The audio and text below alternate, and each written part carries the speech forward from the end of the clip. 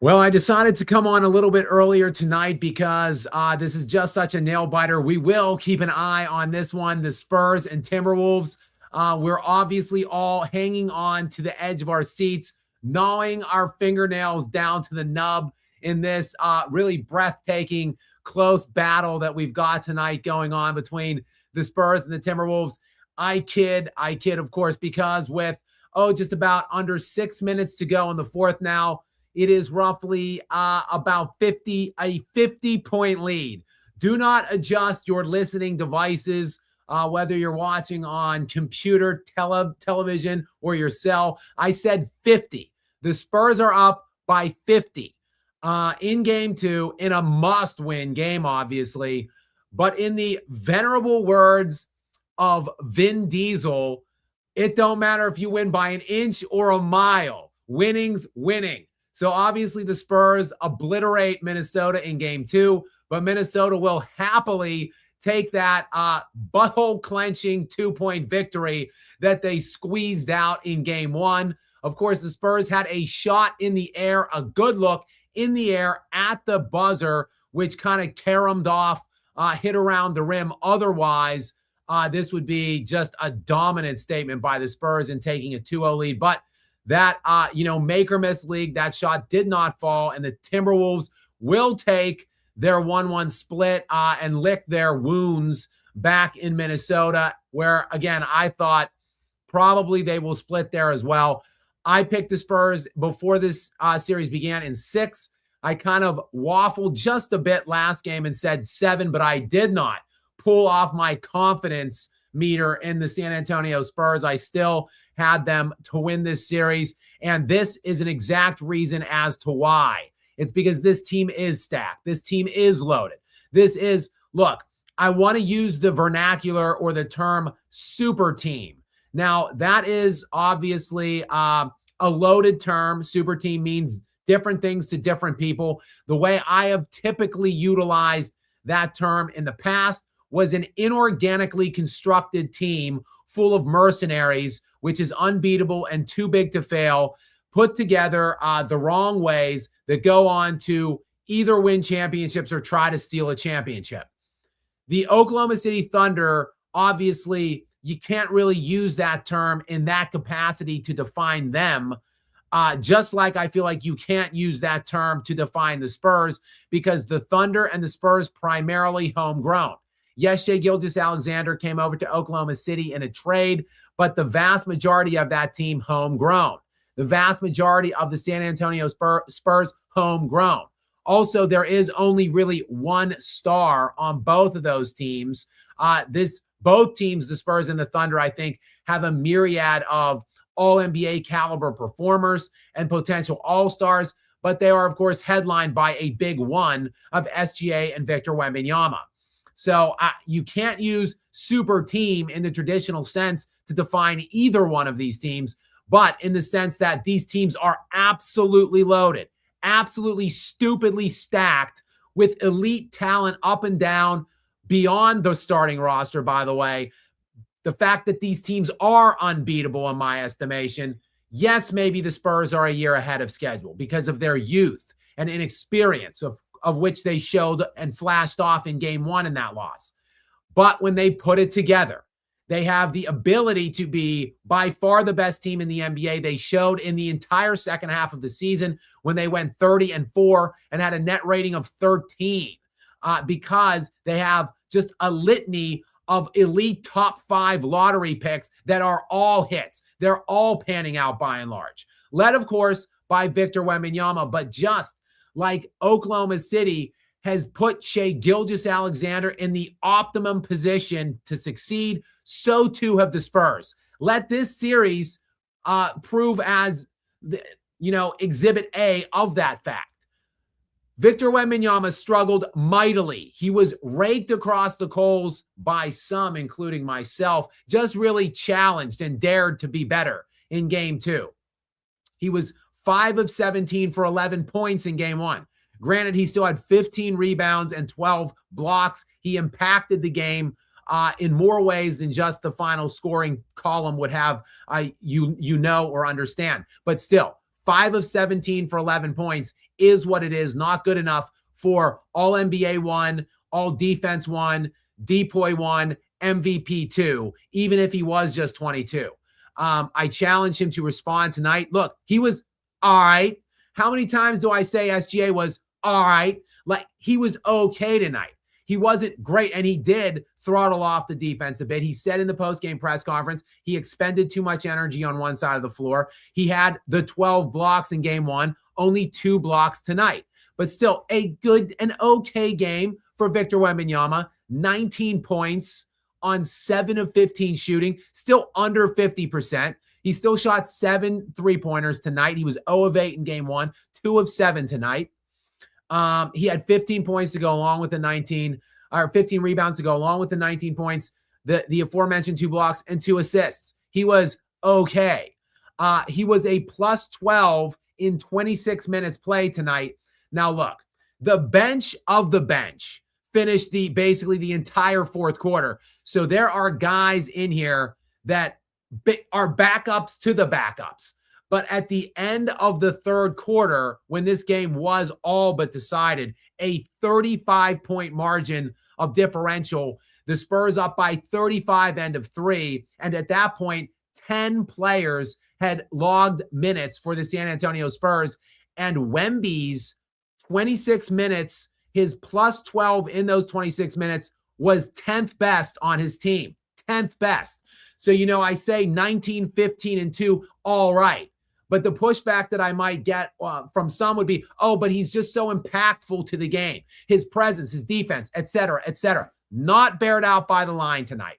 The worst plus minus of 10 players, significantly so, by the way, a 35-point margin at the end of 3. Wemby just plus 12 in 26 minutes. I say this not to challenge the veracity of the excellence of Victor Wembanyama. I'm just pointing it out that the teams that are winning right now and will be going on into deep May and June are doing it because they are loaded. They have just a plethora of elite athletes, elite defenders, elite players, by the way, up and down the lineups, the Spurs, the Timberwolves, the Knicks. Obviously things that the teams that we've saw that have gone out to this point clearly do not have, such as, yes, the Denver Nuggets, and how pathetic and lousy that lineup is.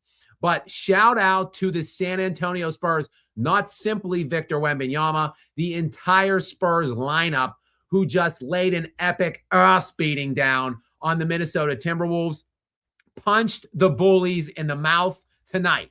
129-87 right now as we tick down to the conclusion of the fourth quarter. 2 minutes left in this one, 129-87. But yes, at the end of the third quarter, look at halftime, the Timberwolves had 35 points at half. They were still in the 50s, I believe, at the end of the third. So just an epic ass beating by the San Antonio Spurs. A welcome to the playoff kind of moment. The Spurs looked very good in the first round. They won 4-1 despite Wemby missing one game with the concussion protocol, obviously, and missing most of the game that he accrued that concussion in. So easy work of the Trailblazers. Not really an absolute woodshed beating, though, like a kind of a playoff defining moment or a welcome to the playoffs for this young team. This though would constitute that. They were on their heels after game 1. People were jumping off the bandwagon a bit on the Spurs. People were picking the Timberwolves a little bit. And now the Spurs have obviously announced their presence, and they punched the bullies in the mouth. The Timberwolves, who are the bullies typically, physically and otherwise, well, bullies typically don't like to get pushed back by some challenger that is game in order to respond to them. And that is exactly what the Spurs did tonight. Speaking of plus minuses of it all and the stars on this court tonight, Anthony Edwards, who, again, while Wemby was getting the criticism after last game, Ant-Man was getting all the praise about his around-the-clock rehabilitation to get ready for this series, about how big he was in that first game, and I believe 25 minutes that he played in that game. Well, he played 24 minutes tonight, did the Ant-Man. Again, Anthony Edwards coming off the bench. And in those 24 minutes, how does this grab you? 12 points on 5 of 13 shooting from the field, 1 of 5 from the three-point line, no assists, 4 turnovers, 3 rebounds. 12 points, 3 rebounds, no assists, and 4 turnovers on, again, 5 of 13 for 12 for the Ant-Man, Anthony Edwards, in 24 minutes, and a game worst minus 33. So that also was at the end of the third quarter. So I looked at those numbers. Wemby plus 12 in 26 minutes at the end of the third. And that was the worst on his team out of 10 players. And for Anthony Edwards, also the worst on his team. And at that point, at the end of the third quarter, 10 players had played for the Minnesota Timberwolves. So both Ant-Man and, Victor Wembanyama generating the worst plus minuses on their team of 10 guys playing through the end of the third. But Anthony Edwards of minus 33 is a mind-bogglingly terrible number in 24 minutes. Plus minus easy to understand. It means in the 24 minutes that Ant-Man was on the court through the 3 quarters that he played, his team got outscored by 33 points. So just a ridiculous and an outrageous number for him. 133-95 now is the final of this game. 95 points for the Minnesota Timberwolves, 32 of them coming, though, in the fourth. And still, the battle of the benches to the benches, still the Spurs win that, 35-32 in the fourth. So the Spurs just a dominant run tonight, won every quarter, 24-17 out of the gate, 35-18 in the second, 39-28 in the third, and 35-32 in the fourth. Really no good performances across the board for the Minnesota Timberwolves tonight. Everybody was bad for them. Obviously, that shouldn't come as a surprise to anybody in a game that they lose by nearly 40 points. And then conversely, on the other side, a lot of good performances by the Spurs. Just everybody in double digits in the starting lineup. Stephon Castle, look, I said he needed more shots last game. He was 4 of 8 last game for 17 points. He led the team in scoring, led the team in offensive rating last game I believe he played in 38 minutes, and he was a 164 O rating last game per 100 possessions, best for the Spurs. And I said he needed more than 8 shots. Tonight, only 10 shots, 6 of 10, but 21 points, and that came in only 24 minutes. A plus 17 for him, plus 24 for De'Aaron Fox. Fox, who was also getting just absolutely bludgeoned all over the internet after last game.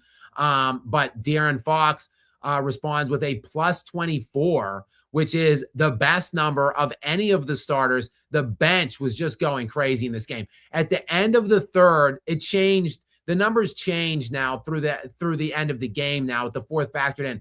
But at the end of the third, there was like 2 or 3 bench players that were like plus 28, plus 33. Like the bench just soundly whooped the Timberwolves' asses tonight.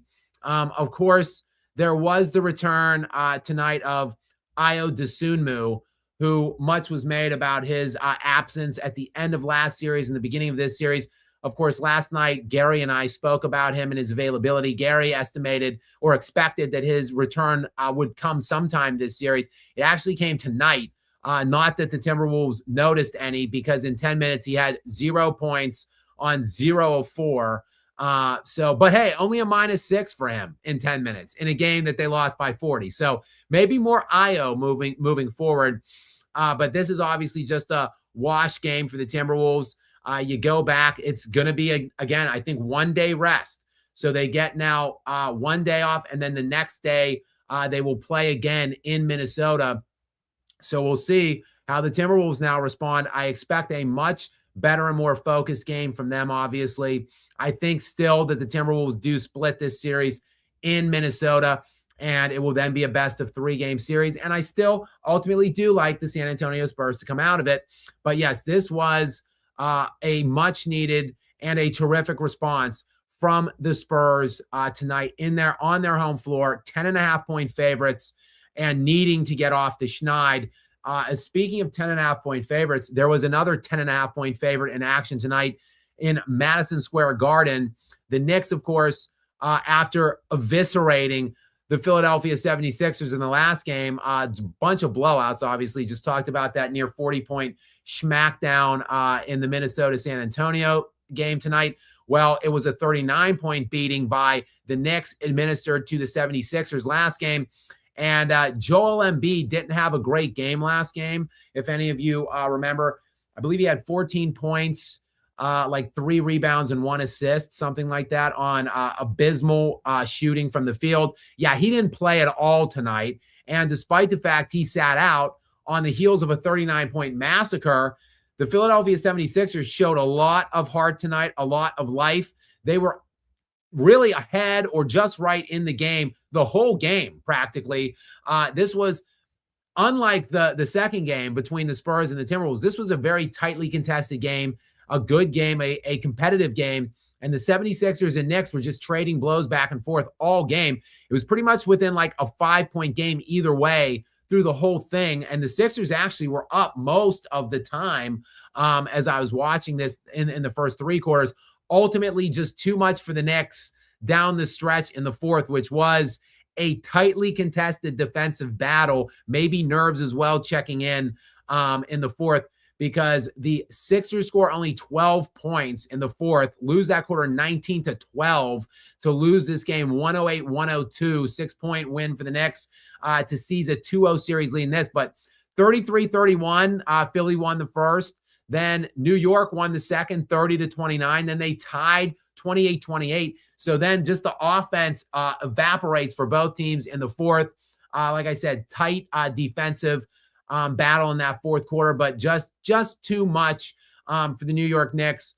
It hasn't been a robust bench or a deep bench for the Philadelphia 76ers all postseason long. Remember, they won some games against the Boston Celtics in which they had like 2 points off the bench in one of those games, 6 points in another game that they won from the entire bench. Tonight, they had 15 points actually off the bench.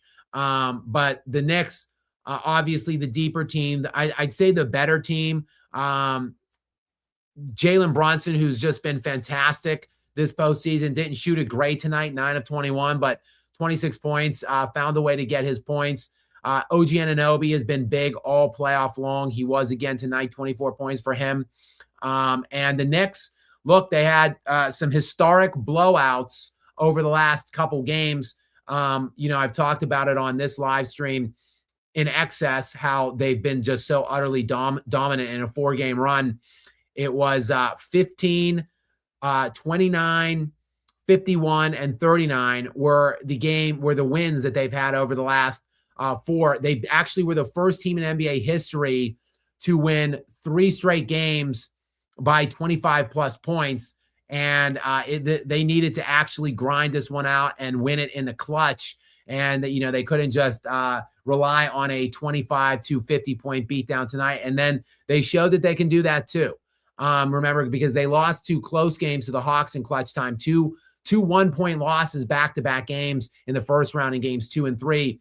But look, they showed no ill effects in the clutch tonight, and they pulled through. Look, the Philadelphia 76ers showed a lot of heart in this game.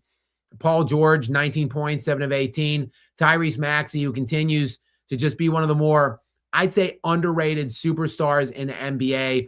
26 points for him tonight. He's been pretty masterful all postseason. He had a lousy game last game, as did the entire 76ers team, but he came back tonight with a good performance. He had a neutral 0 on the plus-minus scale as well in 47 minutes. He played all but 1 minute in this game. And in fact, 4 starters for the Philadelphia 76ers played over 40. Well, 40 for Oubre, 40 for VJ Edgecombe, 47 for Maxey, and 43 for Paul George. They didn't really know what to do, obviously, with the Joel Embiid absence. Drummond got the start, played 15 minutes. So, we'll see now what the availability will be now for Joel Embiid as this series shifts back to Philly.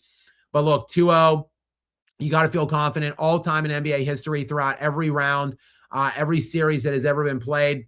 when a home team is up 1-0 in a series and they win game 2, their expected win probability is right around 95%. So the Knicks have a 95% win probability in this series, but the 76ers showed us just last series that you can't count them out because they were down 3-1 in that series to the Boston Celtics, needed to win 2 of the final 3 games in Boston to get the win in that series, and they did just that. Now, look, I think some low character choke jobbing by the Celtics factored into that. So, I don't think the Knicks, after 3 years of postseason runs and heartache, I think the Knicks are battle tested. I think they have more character than the Celtics. And I think they are, I don't want to say immune, but I think they are above the choke. So we'll see. The 76ers will just have to outplay them, just have to beat them. Can they? I don't know. They've got the Joel Embiid issue. They've got a very, very thin bench. And the Knicks look very, very strong right now. That is their 5th consecutive win in these playoffs. So orange and blue skies looking very solid right now, looking poised and fixed for a deep playoff run this year. But we'll see. Both of these series now shifting to the road, and we'll see if that shifts the momentum in this series when it does so. Guys, many thanks for being here. As always, welcome in. This is Skap Live After Dark. We got, it looks like about 400 people in now. 21 minutes into the show. It is 12:30 in the a.m. We've got some other things going on throughout the association. A lot of trade speculation and posturings and suggestions. There's some hints that maybe Jaylen Brown could potentially be on the block. He seems to be unsatisfied with his situation in Boston right now. He's due up an extension. So there has been some speculating that maybe the Celtics and the Bucks need to talk about a Brown and Giannis swap in which Boston would be sending like 4 or 5 draft picks, first round picks as well. I'm jealous that is the talk between Milwaukee and Boston, because I was hoping that maybe there would be talks between Denver and Boston for a Brown or Tatum swap and like 5 picks to the Denver Nuggets. But obviously, I don't think the Nuggets are interested in trading away Nikola Jokic, unfortunately. Hopefully, they do trade away the rest of their team. But we got some of that. We have some trade things that we could potentially discuss or talk about down the pike. Also, last night, if you were joining us last night, and if Out of Pocket Variety Show is on, Out of Pocket Variety Show sent me a bracket that we were talking about last night, which includes the 25, the best, like a matchup, a full playoff bracket with the 25 best teams of this century, but it keeps out of the bracket any Kobe team, any LeBron team, and any Steph Curry team. So obviously in this century, LeBron won 4, Kobe won 5, and Steph Curry has won 4. So that's basically taking out, 13 champions of the 25. So it actually is, I don't know if, he didn't say if the Tim Duncan teams were also taken out, but I don't see any. I'm looking at the bracket now. The 2004-2005 Spurs are in there. So I don't know. This is an interesting little bracket that he's put together. So I misunderstood. I thought he had picked the bracket already. It is an empty bracket. Just the seed lines are set. So maybe, I don't know if I'll look at it tonight, but maybe I'll share it on my screen at some point throughout this playoff run, maybe tonight, see how things are going tonight. But that will be something maybe interesting to talk about or pick live while I'm on one of these live streams. But yes, we are at about the 25-minute mark. We've got moderator Gary in, obviously, of course, tonight. Gary, what's up? Thanks for being here tonight. How's it going? How's your night been? Pretty good. I am definitely not like most sports fans. Do you remember in '98 the Eastern Conference Finals between the Bulls and Pacers when Reggie Miller on that hobbled leg hit that crazy shot at the end. Do you remember how was Larry Bird, Coach Larry Bird of the Pacers, how did he look on the sideline after the whole arena and Reggie Miller and the whole Pacers team were jumping around celebrating? How did Larry Bird look? I don't know, Gary. You tell me. Oh, you don't remember that? It's a gift. He's just sitting there on the sideline with his arms crossed, and he's just kind of looking indifferent. How about something you will remember? The 2009 finals between the Magic and Lakers. Lakers go up 2-0. And what did Kobe Bryant say at the post-game conference? Someone asked him, a reporter asked him why he isn't smiling. They hadn't seen him smile all playoffs. He's always scowling. And now that they're up 2-0, can he maybe give him a smile? And Kobe said, "Job's not finished. We didn't win anything, did we? I don't think so. Job's not done." So that was I think that's what you're referring to, Gary. Yes, exactly. That's my mindset. Series is tied 1-1. They have home court. So, no, I'm not getting. I have learned not to get too high by the wins or too low by the losses. Like game 1, I wasn't jumping off the bandwagon. Well, I wasn't on a Spurs bandwagon because I've been a fan since 1990. But I'm saying I didn't have any negative emotions because they lost the game. As a matter of fact, I was excited by that because of how poised they looked. If you remember, they were down by, what was it, like 6 or 7 with a minute to go, and then put themselves in position to win the game at the buzzer. I was excited for the poise and the progress that they've made. So, and just like they come out this game and blow them out, Minnesota laid an egg tonight. I don't expect them to continue doing that.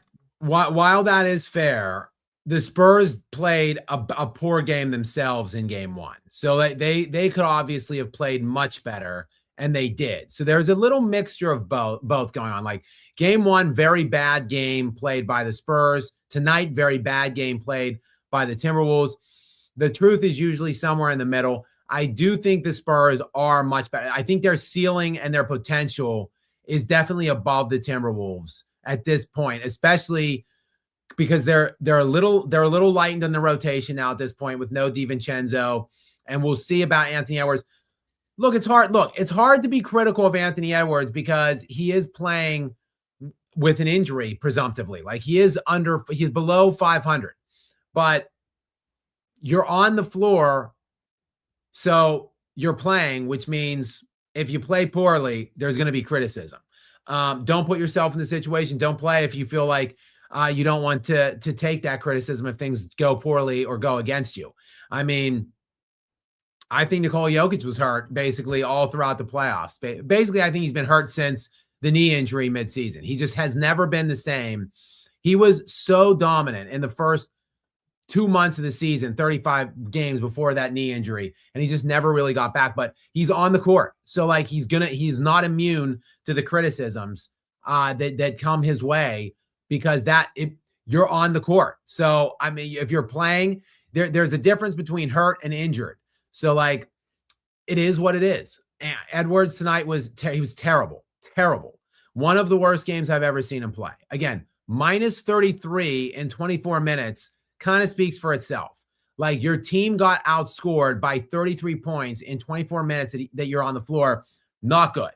And then the numbers, the accompanying numbers to that minus 33 also terrible. So look, I said about Wemby after game 1, I expected him to be better, and I thought he would be better in game 2. And after tonight, I'll say the same thing about Ant-Man. I know he can be better, and I expect him to be better when this shifts back to Minnesota. And again, we're on an every other night type pacing. So yeah, I think this will be a fascinating series still. I don't think that I'm not just going to make an extreme overreaction like many people were doing after game 1. I think after game 1, I thought the Spurs would still win it. And I think after game 2, I still think Minnesota will make it interesting and we have a very long series to come. I do still think that the Spurs will win. And ultimately, the Spurs have to be feeling good, even though you're absolutely right. They don't have home court advantage. But there is something to be said for when you lose by like, you have a game-winning shot in the air that bounces off versus if you're Minnesota and you lose by 50 almost. Like you got to be feeling a little better, even though you don't have home court. You have to be thinking like San Antonio, we were tight. We were not quite ready for that game 1. Maybe some youthful inexperience got the better of us in that specific situation. Tonight, they just like let it all go. And they look dominant tonight. Like every position, every guy that they played was contributing. And they looked quicker, younger, better. It's just the things that tonight. Now, I'm not saying, Gary, that this is going to continue the rest of the series and that Minnesota can't respond. But the things that I felt for the Nuggets while I was watching that series against the Timberwolves, where all the guys just looked better, stronger, faster, quicker. Like that's the things I felt tonight about the Spurs when I was watching them play the Timberwolves tonight. So now some of that is somewhat injury dictated for Minnesota, I guess, with Dosunmu and Anthony Edwards playing with fairly significant injuries. So, but still, we'll see. I mean, we'll see. Like I said, no overreaction, but I think that the Spurs are in a good spot here, even though they are split and they let go of home court. I still think they're in a good position here. And remember, they got split in the last series. Like they blew that 14-point fourth quarter lead in game 2 that they lost Victor Wembanyama to a concussion in, and they came back and won that series in 5. Now, I'm not trying to project any of that into this series because Minnesota is a different team than Portland, obviously. But I still think I feel confident about the Spurs' chances. And, I feel confident about the Knicks' chances, though. I feel bad about the 76ers because this is just same old Philadelphia where they just seemingly are never going to get a playoff run that isn't heavily impacted and influenced by injuries and injuries to their main core pieces, such as Joel Embiid, who looked really good in the Boston series. Speculated that maybe he wasn't going to be quite ready or quite right for game 1 because he poured it all out there for those 4 games, the last 4 games that he played in the Boston series, including game 7, where he was really good. But he was laboring and rolling all over the floor on the sidelines, getting stretched out by guys at timeouts. Definitely questioned whether or not he was going to be able to flip it and turn it around in one day off from game 7 to game 1 of this series. Did not look right at all in game 1 and now sat out in game 2. So you really do hate to see it. In my fantasy football league, we do hate to see it. Like HTSI is the acronym that we use, and it's typically tongue in cheek. It's generally things you love to see. We're basically needling the guy like, your starting running back, the guy you spent like a third of your available salary cap on just got hurt. Oh, hate to see it. Like it's usually tongue in cheek, but you truly do hate to see Joel Embiid finally on a run in the postseason, finally. And then as is really the story of this guy's entire career. His entire career, Gary and chat. The guy who came out, he was the 4th overall pick, I believe, coming out of college with Kansas because he was hurt. Like, well, while he was on the floor, he looked like maybe the best player, the top pick. I think Andrew Wiggins was actually the top pick in that draft, but he had a back injury through much of the year and he didn't play right. He missed a game, I think, in the tournament. And so he came in with a back injury that, already probably should have been lighting red flags for people that were considering drafting him. Then he got some kind of a foot injury or a fracture, which took him out like his whole first rookie year. Then he missed his entire second year too with some kind of a knee injury. Then he plays his third year and he played like 39 games or something like that. And then he missed the rest of that season. So for the first 3 years of this guy's NBA career, he played in 39 total games, which is just crazy. And now it's just been more of the same basically for his entire career. He did squeak out that lone MVP where he stole it from Nikola Jokic, squeaked that out. I think he played 66 games that year or something like that.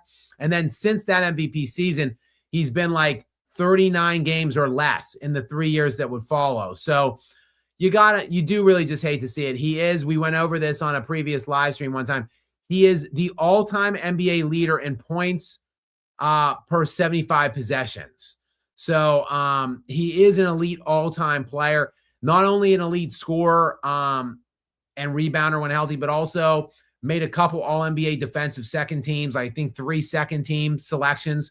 So a bona fide two-way player too. Unfortunately, there's just some guys who are cursed and just simply seemingly can never really stay healthy.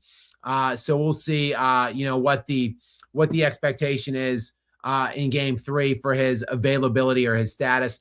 I am not feeling very optimistic about that, though. But the Philadelphia 76ers, again, 108-102 final tonight, even without him. And they were in that game through much of the game, through basically the whole game, quite frankly. I'm trying to see exactly what I'm going to get to the fourth quarter here on it and see exactly. It was very late that the Knicks ended up. I mean, the game was tied with 6 minutes left.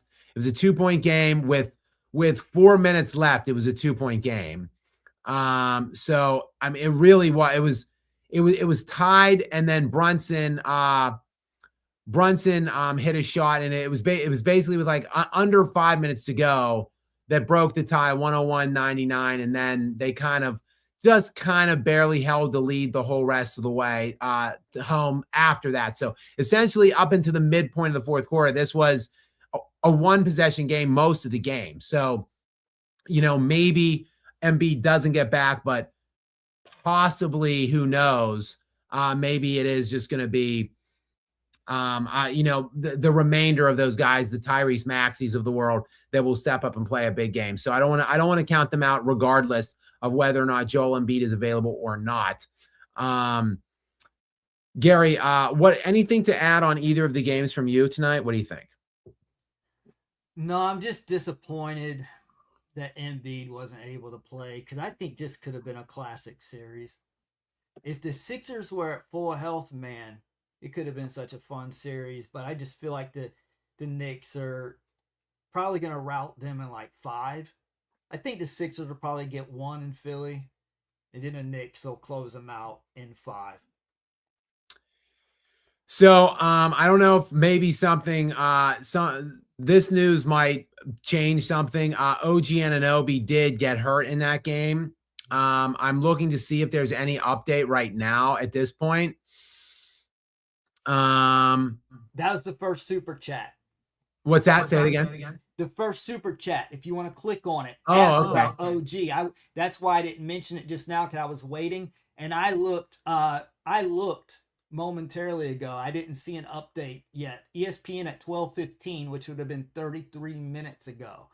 There's been no update as of now. And as Willin 8664 says, any updates on the OG injury? Yeah, I did not hear anything after the game. I was kind of looking over X and didn't see anything. I just kind of hit it as well, and yeah, there's nothing really that's showing in terms of any kind of an update yet. So we're probably just gonna have to wait and see. Wait and see if there's anything. Really, it just says an apparent leg injury. So yeah, I don't know. We're gonna have to wait to see imaging and so forth and get the extent of the update sometime, probably mid-afternoon-ish tomorrow. So not really.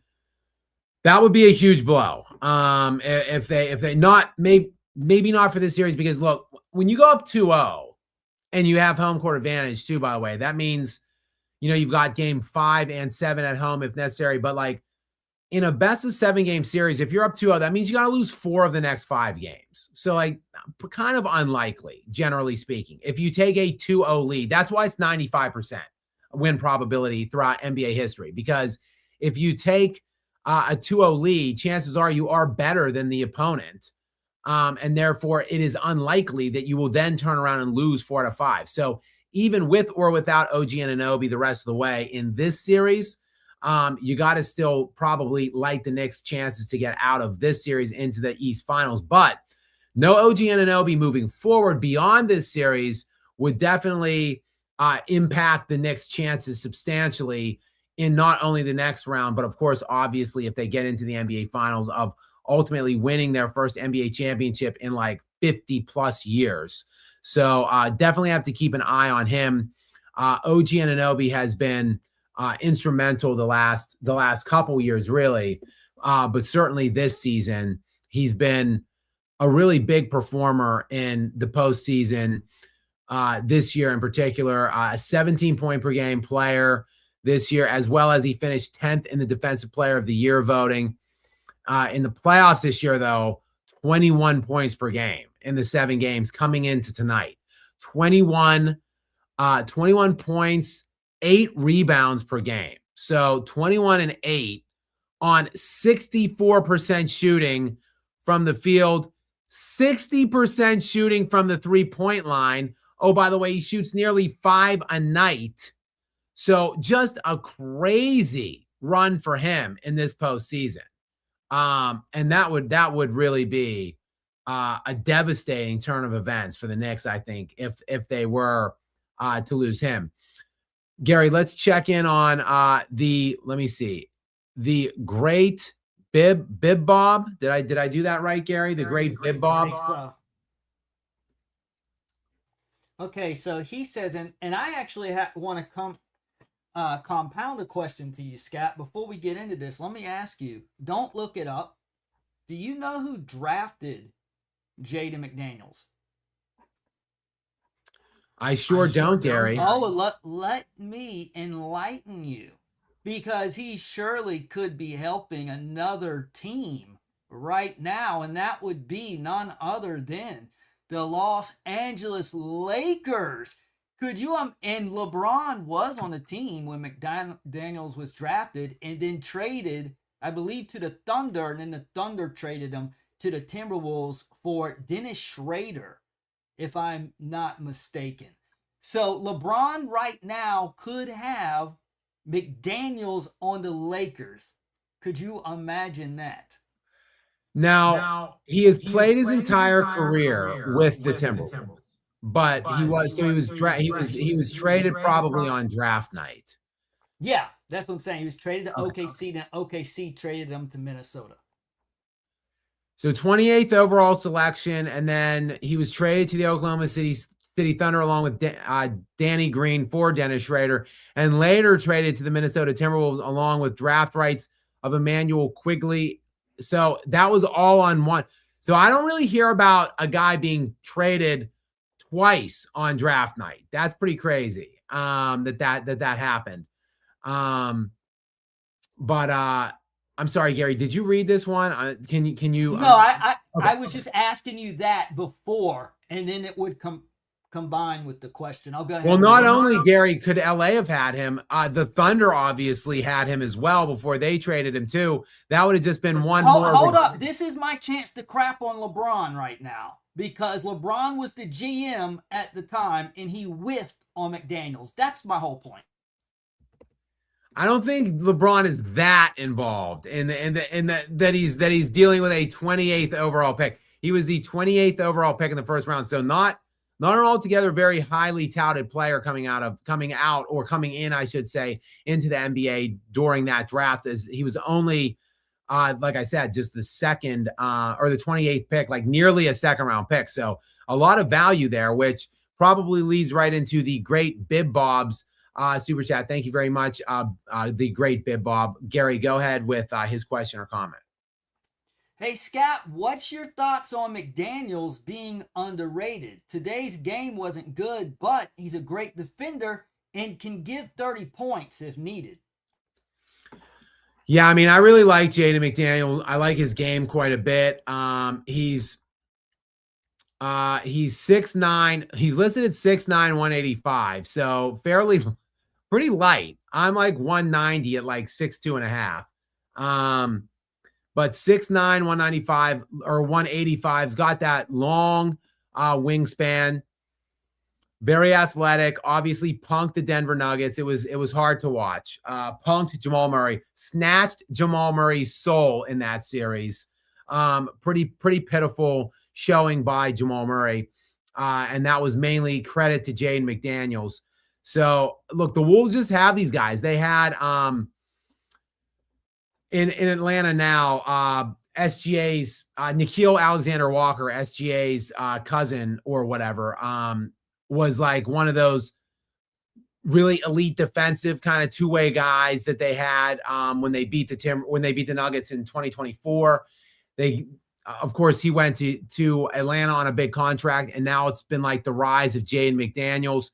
Again, he was only like the 28th, only just the 28th pick in his draft, but steadily been improving every year. 15 points per game this year. He plays a bunch of games every year, in the 70s every season for the last. Well, actually, in the 70s every year except for his rookie year. This is his 6th season. He played all 82 games last year. So a durable player, an available player. 15 points per game this year. He made an all-defensive second team 3 years ago. And now in these playoffs has just been so big. 18 points per game coming into tonight on 50% shooting. So he's been very good this postseason. He's just a very good player overall. And I'm jealous. I'm jealous of him as a Denver Nuggets enthusiast because his contract is very similar to Christian Braun's. So I just hate to see Christian Braun and that grotesque contract of his wasting away on the Denver Nuggets books, while Jaden McDaniels looks like an absolute stud on a very similar contract. So great bit, Bob. Great question. And yes, I am. I've been very impressed with McDaniels to this point of this postseason. So yeah, I did just want to talk about, though, Gary, I wanted to just go around the league a little bit because there is a lot of trade posturing and speculations. So I figure we could squeeze that conversation in here too. I mentioned the Jaylen Brown potential to be moved, maybe. Word coming out of Boston that he is unsatisfied with the situation there in Boston. I don't know, Gary, if you saw it or not. He apparently, I like Jaylen Brown a lot. I respect him a lot as a player, as a person. So it pains me to see it when he does things like he did after the Game 7 elimination, where he came out on his live stream. He's one of these other podcasting live streamer guys that I hate that players do that in general. It just annoys the hell out of me. But he went on his stream or whatever the hell after the game with a back brace on. And he was talking about his back being hurt, making some excuses about he wasn't playing well because of his back, then crying about the officiating, said that Joel Embiid is one of the worst floppers in the NBA, is flopping and flailing all over the court. The officials are falling for it left and right. Floppers have ruined the NBA. He doesn't flop. He's an ethical player. So I don't know if you saw that, but I hate to see that kind of excuses being made by a player after the game. And people will say to me, Skap, you're a hypocrite. You make all these excuses for Nikola Jokic, and then you criticize LeBron for making excuses, or you talk about Jaylen Brown and say you hate to see him making excuses. Right. I make the excuses for Jokic. I do. Like, that's what pundits, talking heads, fans, or whatever are supposed to do for the players that they support and like. If there are reasons to defend them and make excuses for. I was very critical of Nikola Jokic early in that series because he's playing like shit, but he turned it around, and overall for the entirety of that series, he played more than well enough to win. In a series now where Victor Wembanyama is averaging, let me just do the light math in my mind, 11 points last game, 19 this game. He's averaging roughly like 13 points per game on, for him, around 39% shooting now at this point. So look, Jokic, while he doesn't play the defense of Wemby, 26, 13, and 9.5 on 45% shooting is more than good enough against this Timberwolves team to win. But he doesn't have the roster surrounding him that Wembanyama has. That's a reason. It's not an excuse. His roster stinks, Jokic does. Two of his best 4 players were hurt basically the whole series in Aaron Gordon and Peyton Watson. And the players that were available for Jokic stunk. Jamal Murray, who was an all-star and probably going to be all-NBA third team this year, averaged 24 points per game on 22 shots a game, 35% shooting is terrible. 4 of 17 in the elimination closeout game, terrible. So those are reasons. They're not excuses. But they're not for Nikola Jokic to point out. They're for people like me to point out. Nikola Jokic, after the game, when he was eliminated, sat up on a podium and said, I wasn't good enough. I didn't shoot well. I didn't get people open. They were better than us in everything. We tried to put up a fight, but we just didn't have it. They were better. Credit to them. That was basically verbatim what Nikola Jokic said on the post-game press conference. Like, you don't see him like LeBron classlessly whining about no Luka Doncic after last game. And I don't know if you saw that, but the question was, oh, LeBron, what happened to the offense tonight? He said, what you mean? What are you asking me about? We don't have Luka Doncic. Hello? This dude averages 35 points per game. Hello? What do you mean? That's what happened.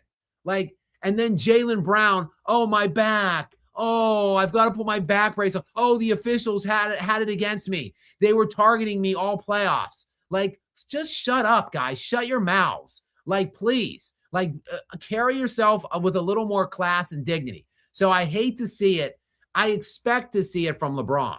I hate to see it from Jaylen Brown because I love Jaylen Brown. Look, maybe they want to just do a Jamal Murray swap. Maybe Jamal Murray for Jaylen Brown. Maybe we could do that. You know, I've been trying to find a way to get Jokic to Boston for Brown or Tatum and a bunch of picks, like 4 or 5 picks. Boston's got a ton of them. Maybe Boston keeps the picks and they just do a head-to-head swap for Murray for Brown, right? Like, Brown's going to be second-team All-NBA this year. Murray's third-team All-NBA this year, right? Like, Brown's apparently not happy in Boston. No one in Denver is happy with Murray. Let's just get a change of venue for both of these players and just see what happens. You know, let's wheel and deal. Let's call in Skap Attack here as like a moderator for these 2 teams, and let's get something done. I'm ready to make a deal with Boston, Gary. Like, I don't care if it's Aaron Gordon for Derek White, if it's Jason Tatum or Brown for Jokic, if it's Brown for Murray. I don't care. I'm just ready to make a deal. I want somebody from Boston. I either want Jokic in Boston or I want somebody from Boston. I want something from Boston, but I don't think I'm going to get my wish, unfortunately. The Nuggets, though, should be ready to make some kind of a big deal for Gordon and for Murray. If it's me, I'm moving on from both of those players, and there are suitors lined up seemingly. The other big news I spoke about, Gary, earlier with the Jaylen Brown situation, possibly murmurings, whispers around the league that perhaps it will be a Brown for Giannis flop with some picks going that way. I think partial but minority, the majority owner. So like he's got like a minority stake, but he has the biggest stake in the team. The name is escaping me, but his name is unimportant. It's a guy that owns a big stake in the Bucks. Came out earlier today and indicated that he wants Giannis's future to be decided before the draft, this summer's draft. So like the thing that I think has really come to define the last couple years of the Giannis tenure with Milwaukee has been the wafflings, the uncertainties with how Milwaukee was dealing with Giannis, and quite frankly, how Giannis was dealing with organization. Giannis clearly wanted to move on for like 2 or 3 years. he was unwilling to be assertive with his trade demand or in making that public, which led to then Milwaukee slow playing it and just holding on to him and taking half measures and building crappy stuff around him in terms of supporting casts.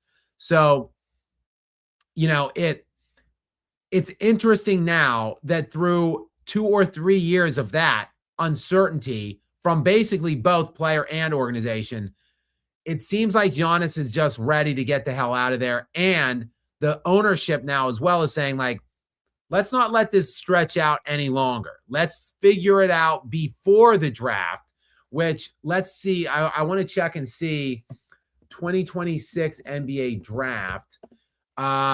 It is,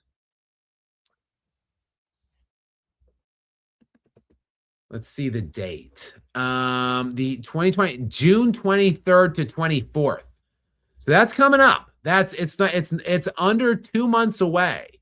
So, of course, there will be the lottery that takes place they typically draw the balls. They do the little ping pong ball draw sometime in the middle of the NBA finals. They do it like at halftime or something like that.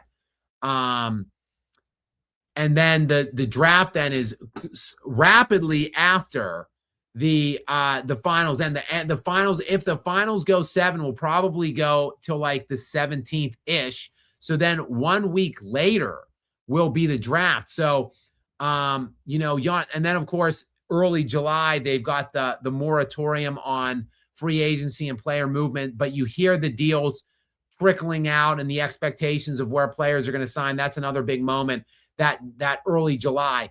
So really there could be either pre-draft on draft night or in July would be the two times that you would figure that a deal might be cut, or maybe they go into August with it, but not so fast, says the majority, or the guy that has a large stake in the Bucks, says that he wants that Giannis future to be sorted out before the draft. So probably, really, we're on the clock right now to figure out exactly where Giannis Antetokounmpo's next team will be. Jimmy Haslam is the name I was trying to think of, by the way. The Milwaukee Bucks are primarily owned by a group led by Wes Edens, Jimmy and D Haslam, and Jamie Dinnan. So the Haslam family, who also has owned the Cleveland Browns, purchased a stake in this team back in 2023. So anyway, that it was Jimmy Haslam was the name that I was trying to remember, says that he wants Giannis's future to be sorted out. So whether that is going to be Boston, whether it's going to be somewhere else, will be interesting to see. I'm hopeful that he stays in the East because there's enough great players in the West. I don't think that we need any other. And there's some good teams out East. Don't get me wrong. Like the Knicks, well, the Celtics obviously proved themselves to be frauds on the way out, but the Knicks, the Pistons, the Cavs, the Celtics, there's some nice teams in the East, but really the best players are all out West. So I just don't want to see another elite player. And that's assuming, of course, Giannis Antetokounmpo can and will be elite sometime soon, because he unfortunately has just been ravaged with injuries as of late. And again, just as with Joel Embiid, you hate to see it. But this year, only 36 games for Antetokounmpo. And it will end a long streak for him. 1, 2, 3, 4, 5, 6, 7 consecutive seasons as all NBA first team, which has been snapped now with only 36 games played this year. But look, in the 36 games that he played, 30 points per game, 12 rebounds, 6.5 assists on 60% shooting from the field. So, like, no wonder everybody wants this guy. I want to see what his effective or what his true shooting. His true shooting was 66% shooting this year. So, yeah, do you want to take a chance at this guy? He's played basically 60 or more games every year of his career until this year. It's really the playoffs that he's been hurt for. But up until this year, he's always played 60 or more.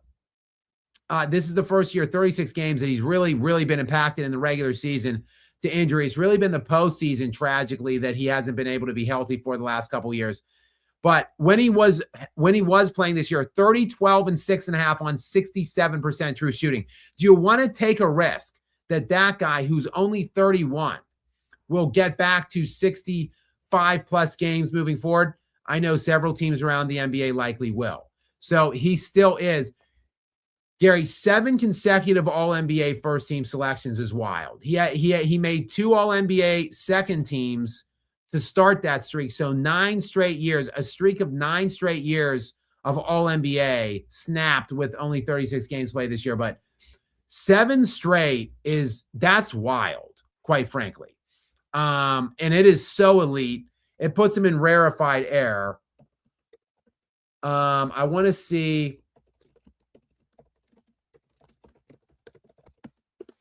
exactly like Steph Curry, I think, has 4 first-team selections in his entire career. And Giannis has 7 straight. Like, that's pretty crazy. LeBron, of course, has the most first teams, 13 All-NBA first teams. Kobe and Karl Malone are tied next with 11 each. Then you've got Kareem Abdul-Jabbar, Tim Duncan, Bob Cousy, Jerry West, Michael Jordan, Bob Pettit, and Elgin Baylor, all with 10. That's it. That's the list.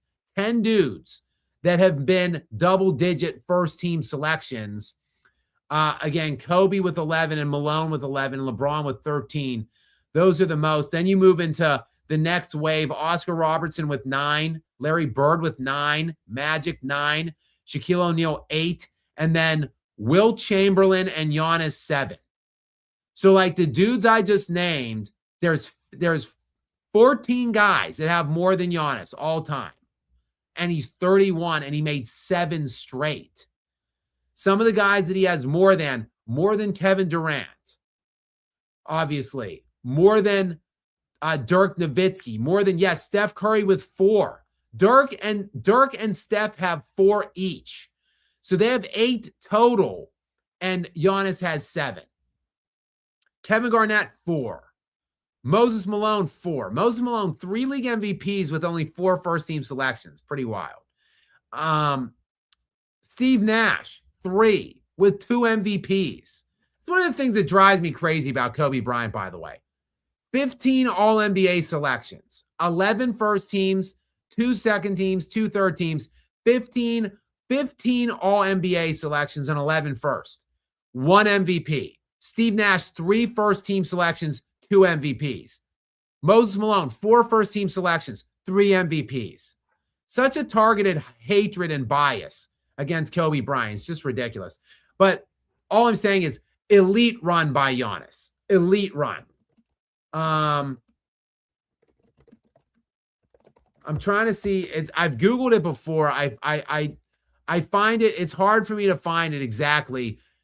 Who has made the most consecutive first team selections? I would guess probably LeBron, but I just for some kind of a comp to Giannis, I just want to see how many straight first teams LeBron made. But with his health and his statistical excellence, I would imagine he's probably done the most first team consecutive selections.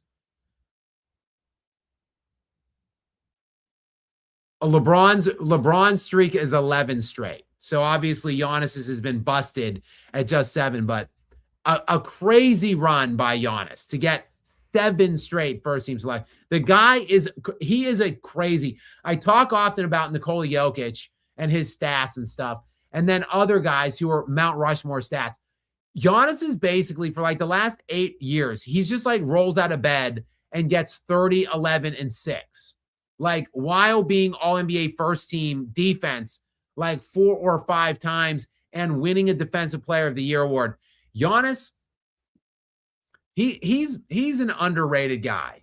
I think look, we'll see how the second part of his career goes. He's like a fringe. Him and Jokic are the same age. Those guys are 2 guys that if the second half for them, they're both 31, I think. depending on what they do in the next 4 or 5 years, like either one of those guys can get top 10 to me, in my opinion. Okay. Sorry, I kind of got held up on that. We are about an hour into the show. Guys, I don't know if it's coming across. I have a sustained injury today. I have a tongue injury. My wife left some pineapples out on the countertop, and they were from Publix. I don't know where you guys might be regionally. I don't know if you know what Publix is. It's a grocery store that's in Florida. Gary is gesturing to himself because he knows Publix because he lives in Florida as well. So Publix, it's like a nice grocery store. It's not like an upper echelon. It's not like an elite it's not like Wegmans or like Market District, Giant Eagle, or Whole Foods. But it's like definitely like above a Walmart tier on the grocery store. Anyway, if you're familiar with the Publix pineapples, they chop them up in these little plastic containers, and my wife purchased 2 of them, and she left the pineapple out on the countertop, and I could not help myself. I wanted some delicious juicy pineapple, but the way they chop them, some of the pieces are rather large, so I put a large piece of pineapple in my mouth, and it was too much, despite the fact that I have a very big mouth, as you guys can all see. But I could not. I was trying to work the pineapple around with my tongue to gain some kind of control so I could bite it in half, and I inadvertently bit the side of my tongue. So I now, and the wound has gotten worse throughout the day. So I am dealing with a tongue injury, but I'm playing hurt. I'm here with you guys on this live stream tonight. And we are about an hour. Stop giving LeBron ideas for a new injury excuse after they lose this series. I see big Mo 707 just said go to Spain. I don't know if he's talking about that I should go to Spain for my tongue injury, because Luca went to Spain so I don't know if that was to me or not from Big Mo in the chat, but Luke, of course, went to Spain recently with his hamstring injury. So maybe Big Mo is suggesting that Spain might have some tongue therapy of some sort for me that I could attain in Spain. I don't know, but hopefully it wasn't that bad, Gary. I'll let you, but it wasn't bad initially when I did it, but now it's gotten worse through the day. And now as I'm talking, I feel like I'm slurring certain words and I sound like I might be drunk. I'm not drunk, guys. I have a tongue injury and I'm playing hurt here for you right now tonight. Gary, go ahead and hop in. I was just pointing out that we had a couple super chats to get to. Oh, yeah. Sorry, Gary, as I drone on about my tongue injury. Let's jump to the super chats. Let's see. We did the great big Bib Bob. Oh, look, we've got Stefan Piscano in. Shout out, obviously a regular here, regular on my videos. And he also is regularly, obviously contributing very generously to the cause here. So thank you very much for your continued generosity, and welcome in, my friend. Shout out to Vacation Wealth Partners as well. Gary, go ahead and read this question or comment from him tonight for us. If I was Jaylen Brown, I would be done with those Celtics morons and demand a trade. They've disregarded him his entire career. P.S. What's your favorite LeSissy nickname? Mine is LeBlone Games. It's a great question and a great point, too, about the Celtics. And I don't know why it is that I'm thinking that Jaylen Brown is due a contract extension. He very clearly isn't. I swear I saw that report today, or heard a report about it today, that, you know what, it was Windhorst. I saw Brian Windhorst talking about it on ESPN, that Jaylen Brown was due an extension and that they would present him with the extension. And if he didn't sign it, then maybe there could be some conversations between Milwaukee and that story wasn't Windhorst's. That's just a story running around NBA circles, that there is conversations potentially between the Bucks and the Celtics for a Brown-Giannis swap and a bunch of picks to go from Boston to Milwaukee. But I don't know what Windhorse is on here. This is why you got to fact check everything. I assumed that Brian Windhorse would not be spewing idiocy on live air like I just did to myself because I believed Windhorse. He is clearly not due an extension. Jaylen Brown does not have a player option at all, first of all, and he is under contract for 3 more years after this year. So this year's over 2020, 2025, 2026, but for the next 3 years, he is still firmly under contract to the tune of roughly $180 million, 57 next year, 61 the following year, and 64 the year after that. So he's got a lot of years left on his contract, and it's a big, gaudy number at that. But I would probably be done with them too, to Stefan's point. I don't think they do appreciate him enough, quite frankly. And look, this year, he's made now 5 All-Star appearances in the last 6 seasons, and he has 1 All-NBA second-team selection in 2023 to his credit, and he's going to be All-NBA second team is my estimation this year as well.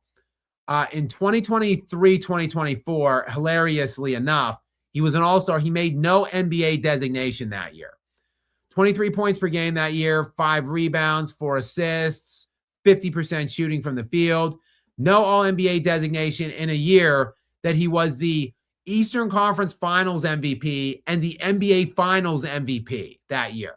And then no respect the following year, still no All-NBA designation the next year. And now this year, again, no Tatum for much of the season. And I think he's really fringe All-NBA first team.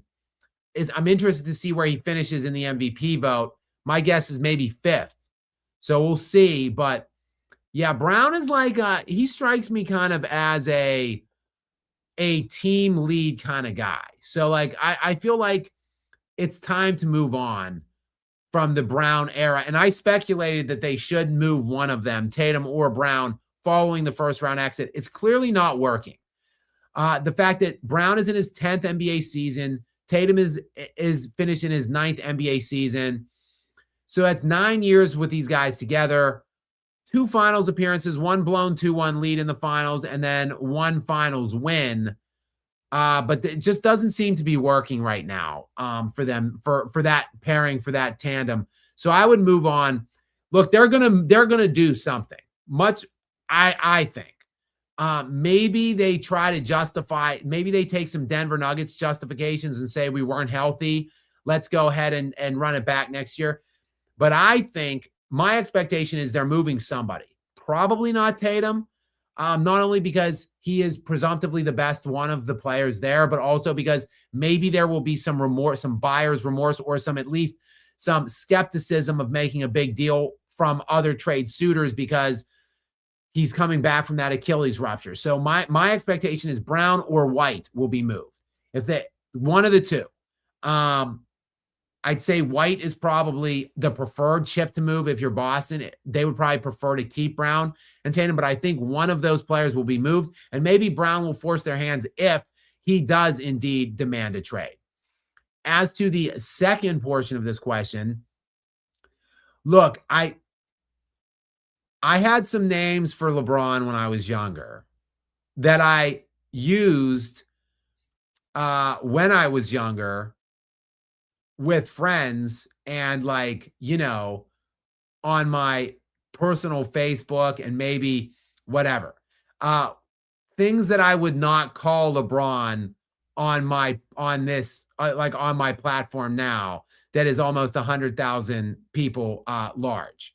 But yes, when I was younger, look, I'm not proud of it, but yes, I called LeBron fill in a synonym for female dog. That is thrown around. Like that was probably my most utilized LeBron nickname in my younger, more uncouth days where I used vulgarities, which I still may do when I'm not on camera on a platform again that has the amount of people on it or eyes on it that I have at this point. My favorite PG LeBron nickname now at this point, it's definitely just LeBum. I just like LeBum. I don't know why. It's just something. It's similar to his actual name, which is LeBron. It's like one fewer letter or whatever, but you keep the B, the alliteration going on there with the two B's. So I like LeBum quite a bit. I use that quite a lot. LeChoke Goat was something I put on one of my thumbnails a while ago. I really like that as well. I see people use Le3 and 6 for his finals record, which of course he is actually 4 and 6 if you really count that bubble ring. I would call him more like Le 3.5 and 6 to be fair, both ways there. But that, yeah, I would probably in the second part of Stefan's question, I would probably go with LeBum. Next in is Ruthless Raider. Back in again. Oh, Ruthless Raider. Not with any kind of no excrement reference or anything like that. Interesting. Go ahead, Gary. Read this one from Ruthless Raider. As a fan of all things silver and black, #Go Spurs. Obviously, we know Ruthless Raider 78, big Raiders fan, Raiders football fan. So, and yes, the colors are very similar, Gary, to your Spurs when they're not in their tropical appeal or tropical feel. So, yeah, they went with the quintessential, the classic, the elemental silver and black tonight. So, and maybe they'll stick to that now moving forward with the way game 1 went versus the way game 2 went. Not that I'm a superstitious guy. I'm kidding. Of course I am a superstitious guy. But yeah, shout out to you, Ruthless Raider. The real Donald Trump is in next, actually, with back-to-backs here. The real Donald Trump 1646, of course, located in Canada, of course. El Presidente, Mr. President, welcome in. Go ahead, Gary, with this first of 2 questions or comments from him. Skap, start doing interviews, and your first guest should be Chael Sonnen.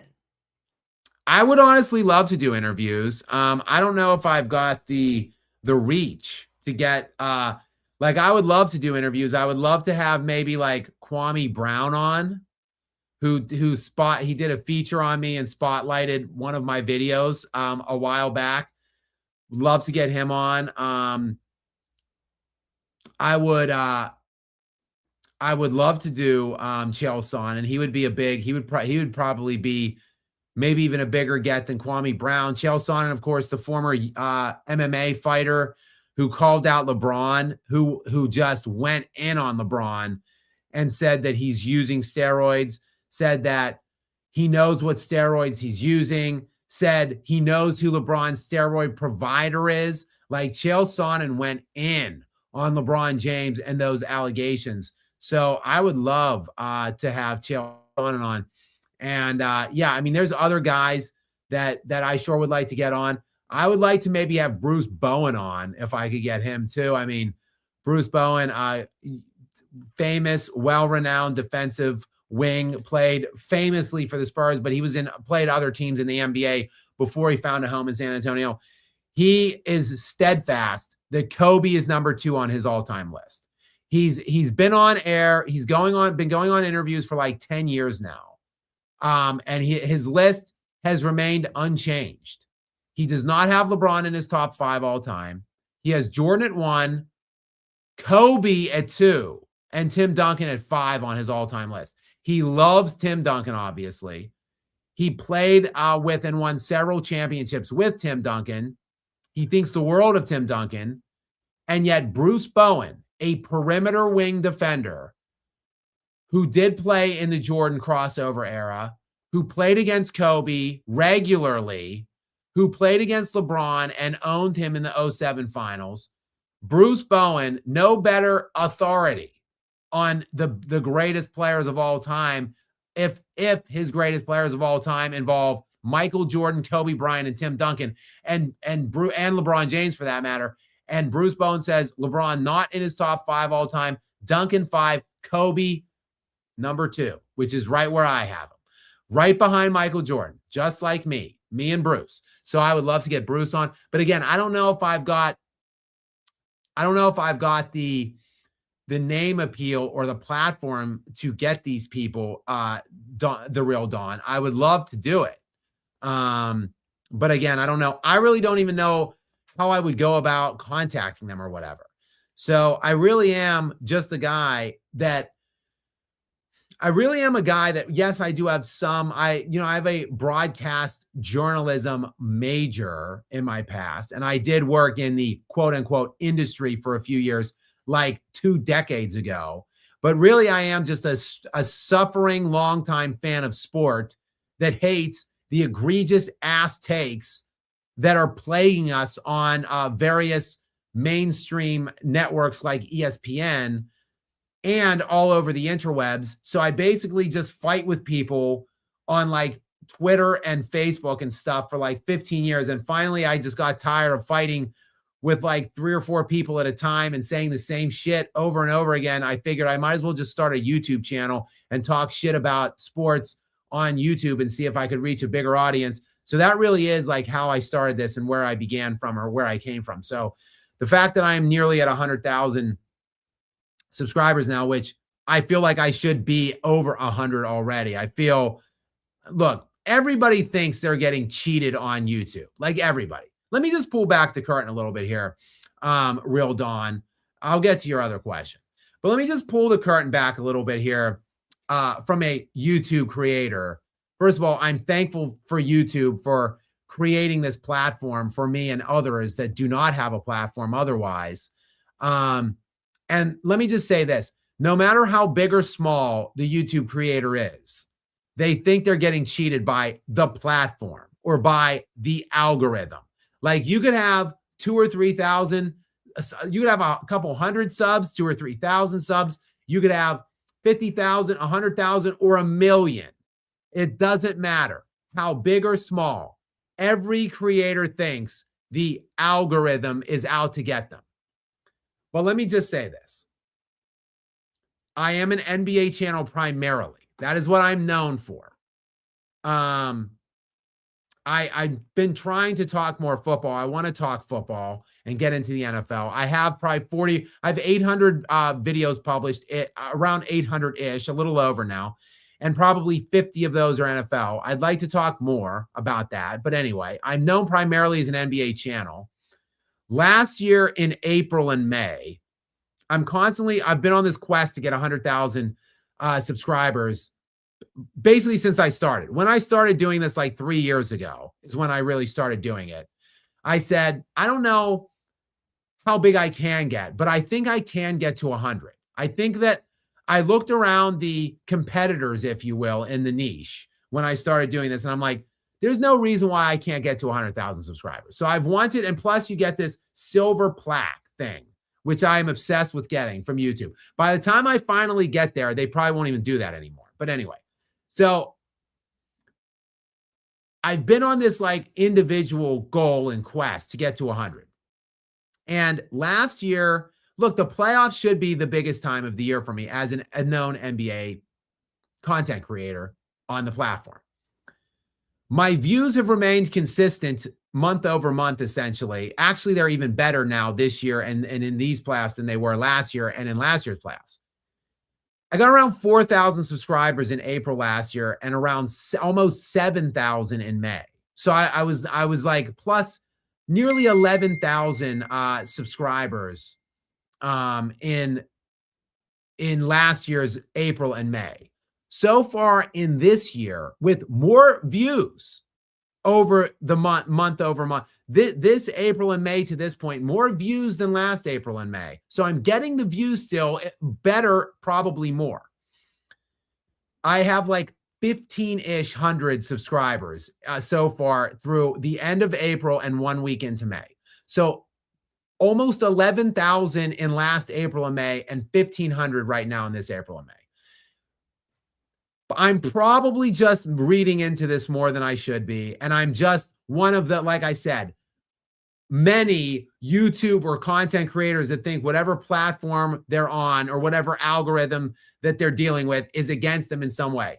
But that's really suspicious and fishy to me. Sorry, I didn't mean to get off on that tangent, the real Don, but I'm just saying, I don't know if just little old Skap Attack at only 95,000 subscribers has the reach to get some of these bigger name personalities to come on. I would love to have the conversation and move in a direction where I am conducting interviews maybe a couple times a week, but I just don't know really how to go about it. And I don't know if I am a big enough platform at this point to get those, to draw those kinds of guests. But that is something that I could work towards and something that I have been considering doing for a while now. So I guess keep an eye out for that. The Real Don is back in, like I said, back to back. Gary, go ahead with this latest comment or question from him. Draymond Green has the skill level of Brian Windhorst, most overrated player in history. Austin Rivers greater than triple single. Yeah, actually, Draymond is going viral tonight. I don't know if this latest question or comment from the super chat from the Real Don was initiated or brought to me because of the virality of Draymond Green, but he was in studio tonight with the Inside the NBA crew. And Charles Barkley essentially, Gary, did you see this? Just give me a thumbs up or thumbs down if you saw this. Nope. Okay. Charles Barkley basically was saying, like, the Warriors are finished. Basically, Draymond's finished. Like, nobody gets better. Nobody wins things at 37 was basically his premise. And Draymond Green's response was, yeah, I think the real goal is just to not look like you when you played for Houston. And Kenny Smith was like, oh, what do you mean by that? And then Draymond was like, did you see it? Because I saw it. And the goal is to just not look like that. So basically crushing Chuck and saying Chuck was totally washed and humiliated himself when he played with Houston. And I didn't really look into it yet, but I did want to just go and see, just to speak to this super chat from the Real Don, Mr. Triple Single. And of course, Draymond was involved in a heated online battle with Austin Rivers as well within this last week. In Houston, 4 years in Houston, from age 33 to 36 for Charles Barkley. Now, he missed games, like 53 games one year, 68 the next, 42, and then 20. But still, factoring all of that in, Barkley in the 4 years, 183 games played in with the Houston Rockets, 16.5 points per game, 12 rebounds, and 4 assists. So 16.5 and 12 for Chuck on 48% shooting. Let's just go check out Draymond now if we can. And I'm going to do this. I'm going to afford Draymond this courtesy. I'm going to look in his prime. I'm going to go to Draymond's prime because, look, the Real Don is right. He is Mr. Triple Single for basically his age 28 season on. Draymond Green, age 28 to 35. So 28 to this year. These are Draymond Green's averages in 482 games played. 8 points, 6.5 assists, 6.5 rebounds on 45% shooting. That's Draymond in his prime, basically. Let's look at his best years, which was age 24 to 27, 4 seasons. His best years, undeniably, when he was making all-stars here or there, all-NBAs here or there, all-NBA defensive teams, 1 defensive player of the year, all of that encompassed in a 4-year span from age 24 to 27. 11.8 points per game, 8.3 rebounds, and 6.3 assists. Let me just say this. Charles Barkley, at his worst, is 10 times better than this big mouth, uneducated scrub, Draymond Green. Draymond needs to do some research, read a book about Charles Barkley, watch some highlights, maybe go to NBA.com reference page before he opens his big, fat, uneducated mouth again about Charles Barkley. Like, so utterly disrespectful towards Chuck when you're scrubbishly running around the NBA for the better part of 7 or 8 years with 8, 6, and 6 averages on 45% shooting. And even in your prime numbers aren't better than washed Charles Barkley. Charles Barkley definitively greater than triple single, real Dawn, and I'd say maybe Austin Reeves also. I might jump on that too. All right, we've got Ruthless Raider 78 back in again. Welcome back in, Ruthless Raider. Thank you, obviously, for being here. Gary, what is the question or comment from Ruthless Raider tonight? Second one. Prediction for Skap Splatter's stat line in Game 2. You know, I am shocked by his Game 1 performance. Yes, he made some late. He had a dunk late. He had a 3 late. And when I say late, like the last 4 minutes of the game. So they're getting worked already. The game's over. He's obviously still in their stat padding, but whatever.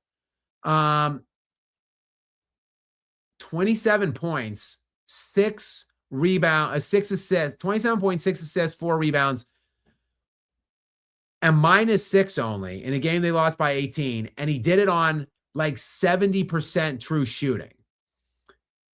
That's a good game. Like, no matter what player we're talking about in today's NBA, what age, whatever, like against that team without their best player and their next best player, Austin Reeves, crapping his pants, going 3 of 16 for 8 points. That's a good game by LeBron. Like, I was shocked at how well he played in that game. So I don't know. I'd give him, I think he's going to have a less good game this game. I'll give him 19, 6 and 6 for LeBron on, like, I'm going to say 45%-ish shooting this time around. I don't think he's going to be as good. But look, you could do a lot worse than 19, 6 and 6 on 45% against this Oklahoma City Thunder team. So yeah, I mean, LeBron's going to do LeBron. LeBron's going to get those numbers. They might not mean anything because the Lakers will get swept. But LeBron's going to do LeBron and get some LeBron numbers. I'm more interested to see what will Austin Reeves do, because he's been bad. I mean, he's been bad this postseason since he decided to come back from that oblique strain. In 3 games so far for AR, 15 points per game, 4 assists, 4 rebounds on 30% shooting, and 11% shooting from the 3-point line. So Austin Reeves, like, he's in a big-time career year. Like, this is not a good look for Austin Reeves. So we're going to have to – I'm more interested to see what he looks like, more so even than LeBron. And ultimately, it doesn't really matter what either of them look like. It's going to be 2-0 Oklahoma City after tomorrow. In fact, I'm interested to see what the line is on tomorrow's game. Excuse my rudeness of looking on my phone during this live stream. It is minus. So it was minus 15.5 in game 1. And the Lakers played actually really well. Like, that game, it was like a 12-point game at the end of the third. So it actually got away from them more. I think it was 12. Maybe it was 15. It could have been 15. I don't know. Either way, I thought it was going to be 40 by the end of the third. The Lakers played actually startlingly well. They had a good game plan on SGA.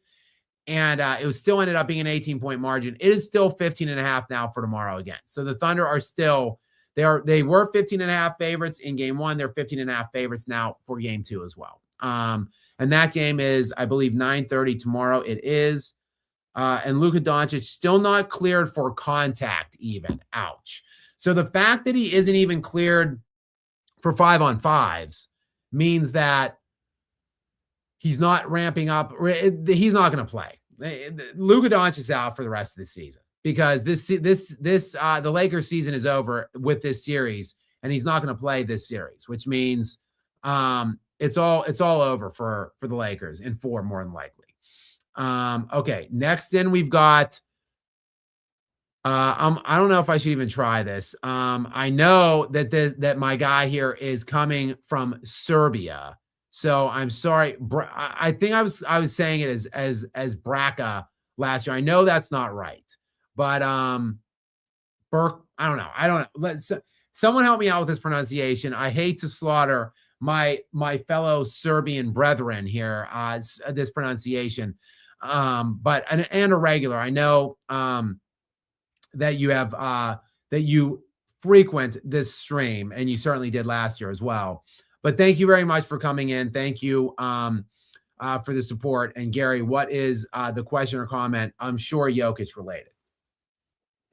Any thoughts on what team Jokic might consider? I don't think there's any possibility of Jokic leaving, but what I'm hoping for is that they can start clearing out that roster and put some new guys in, to your point. But no way. I give a 0% chance that they trade Jokic. The only way is if he demanded a trade, and as you've always said, there's no way he's going to do that. So I see 0% possibility of him leaving the Nuggets. I actually disagree a little bit, Gary, but not because of why you think. I think it's not 0. It's extremely unlikely, but it's above 0 because they may consider trading him. He would never, he will not leave ever. He will never demand a trade. He will never ask out. He will probably, unfortunately, sign that extension this summer, which I don't think he should, but they may consider trading him. I don't think they're at that point right now. I think they're right now still at the point of, let's trade Jamal, let's trade Gordon, let's try to get rid of Brown.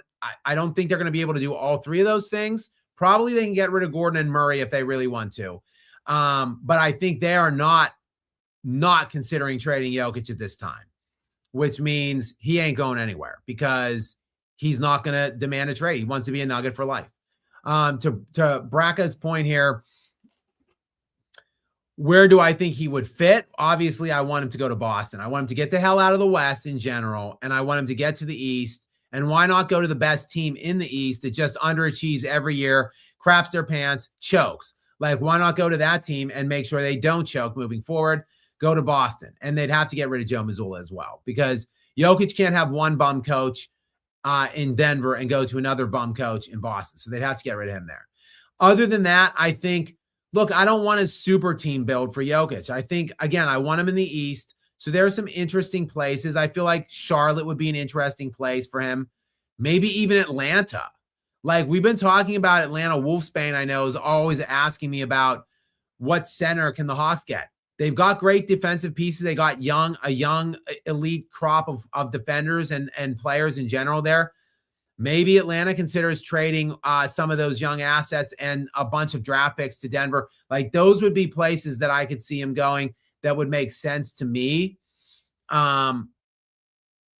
I don't want him going to some old team with, like, I don't want him going to the Rockets with KD. I don't want him going to the Clippers with Kawhi. I don't want either Kawhi or KD to go to Denver. I don't want old pieces around him. I want young, athletic specimens from like 1 through 8 around him. Like, I want the Spurs, the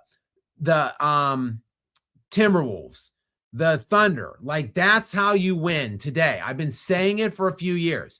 You need young, athletic, interchangeable, defensive-minded guys. That's what you need specifically around Nikola Jokic. So how can he get to a team like that would be my question. Or how can you get pieces like that around him? So that is the way I would be looking at it right now from a Jokic standpoint. He ain't going anywhere, unfortunately, unless they want to consider trading him. He's not going anywhere anytime soon, unfortunately. All right, we got Six Wheel Cowboy in next. Jason, what's up? Welcome, my friend. Another good friend of the show and a good friend of mine. So thank you, obviously, for always being here and supporting me, supporting the channel and watching all my stuff. I do appreciate you. He's a big Oklahoma City Thunder fan. So go ahead, Gary, with his question or comment. I missed last night, but I want to make sure we're aware that SGA's streak is alive, even though he scored 18. It is tied to the regular season. That is true. Just like LeBron had some kind of a double-digit streak going forever, that technically wasn't a double-digit streak because he scored 8 points in a playoff game in the midst of that streak. But it is tied to the regular season. So, yes, Shai Gilgeous-Alexander's 20-point streak is still alive, Jason. And as you know, I am known as a SGA hater. I don't think I am a hater. I talked about SGA in excess last night. I do think he has Him and Wemby now, you can throw Wemby in the mix too. Those two guys have just a great arrangement, a KD-like arrangement almost, dare I say, when KD jumped to Golden State, where they just have to do their part. Like, just play your role. Like, you don't have to do anything crazy. If you're just you, like Shea, just score an efficient 30 and you're going to win. Wemby, just play balls out on defense and get like 20 points and you're going to win. Like, that's a great deal those guys have. They are surrounded by great talent, great players, top to bottom. I don't think it makes them valuable. It does make them great, though, if they seal the deal and finish. I think SGA, I'm ready. I've been holding out on saying it. I still don't think SGA is the MVP of the NBA this year or last, but he will be the best player in the world if he wins the NBA championship this year. You win back-to-back MVPs, back-to-back final MVPs, 2 championships in a row, 2 60-win seasons in a row, 3 30-per-game seasons to his credit in the NBA. He's the best player in the world if he seals the deal, even though that team is crazy loaded. Even though, to me, the team defense is first, the team depth is 2 in terms of why that team is so great, and Shea is 3rd. Even though whatever, sports are a results-driven industry, and if he delivers back-to-back years when it matters most, then he will rip the title best player on earth in my estimation. And it will be up for grabs if, look, the Spurs and Timberwolves have a long way to go in that series, unlike your guy, Shea, because he's got a short 4-game sweep coming.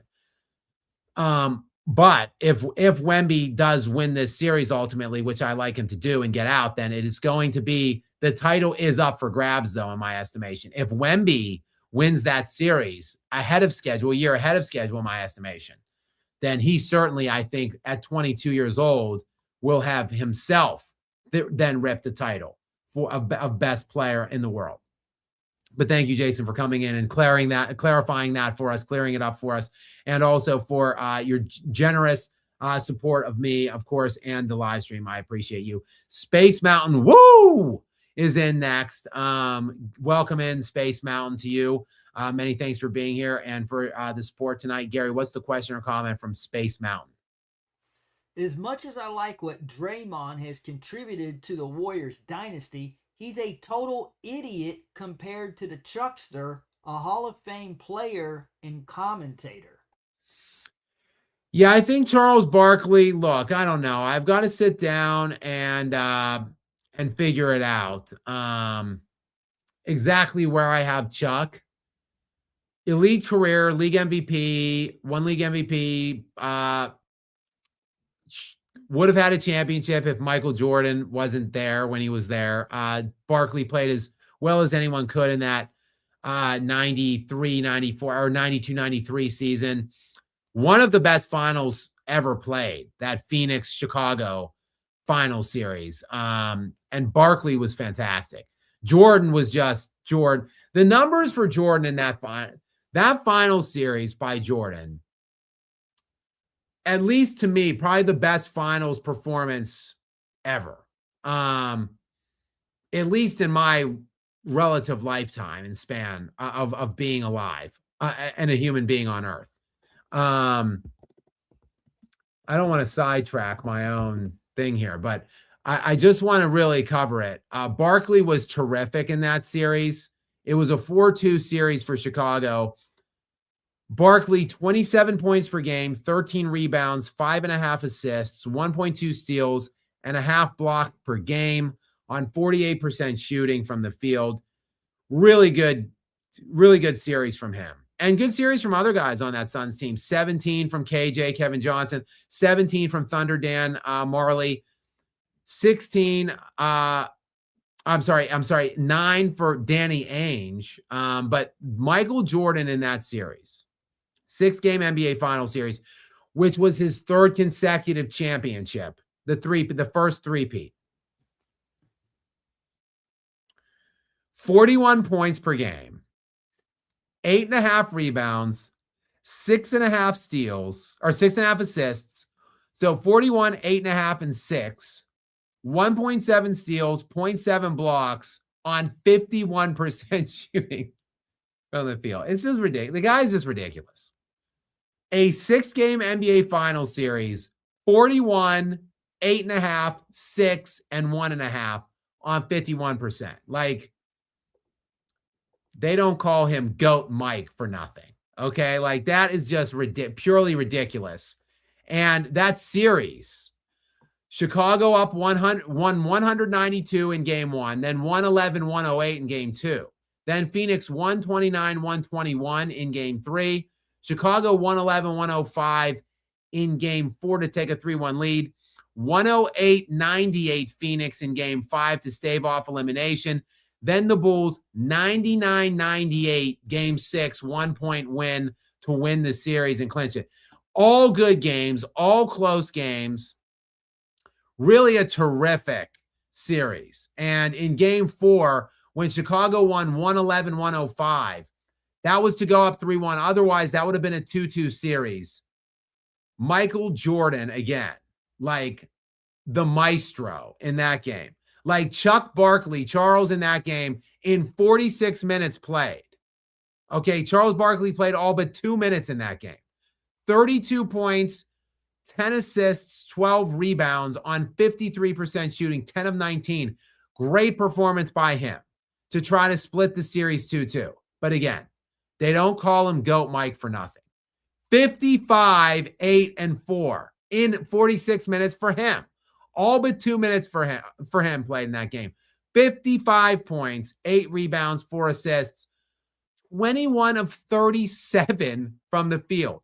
37 shots at 57% shooting to take the 3-1 in that. They don't call him GOAT Mike for nothing. Anyway, Space Mountain. Woo!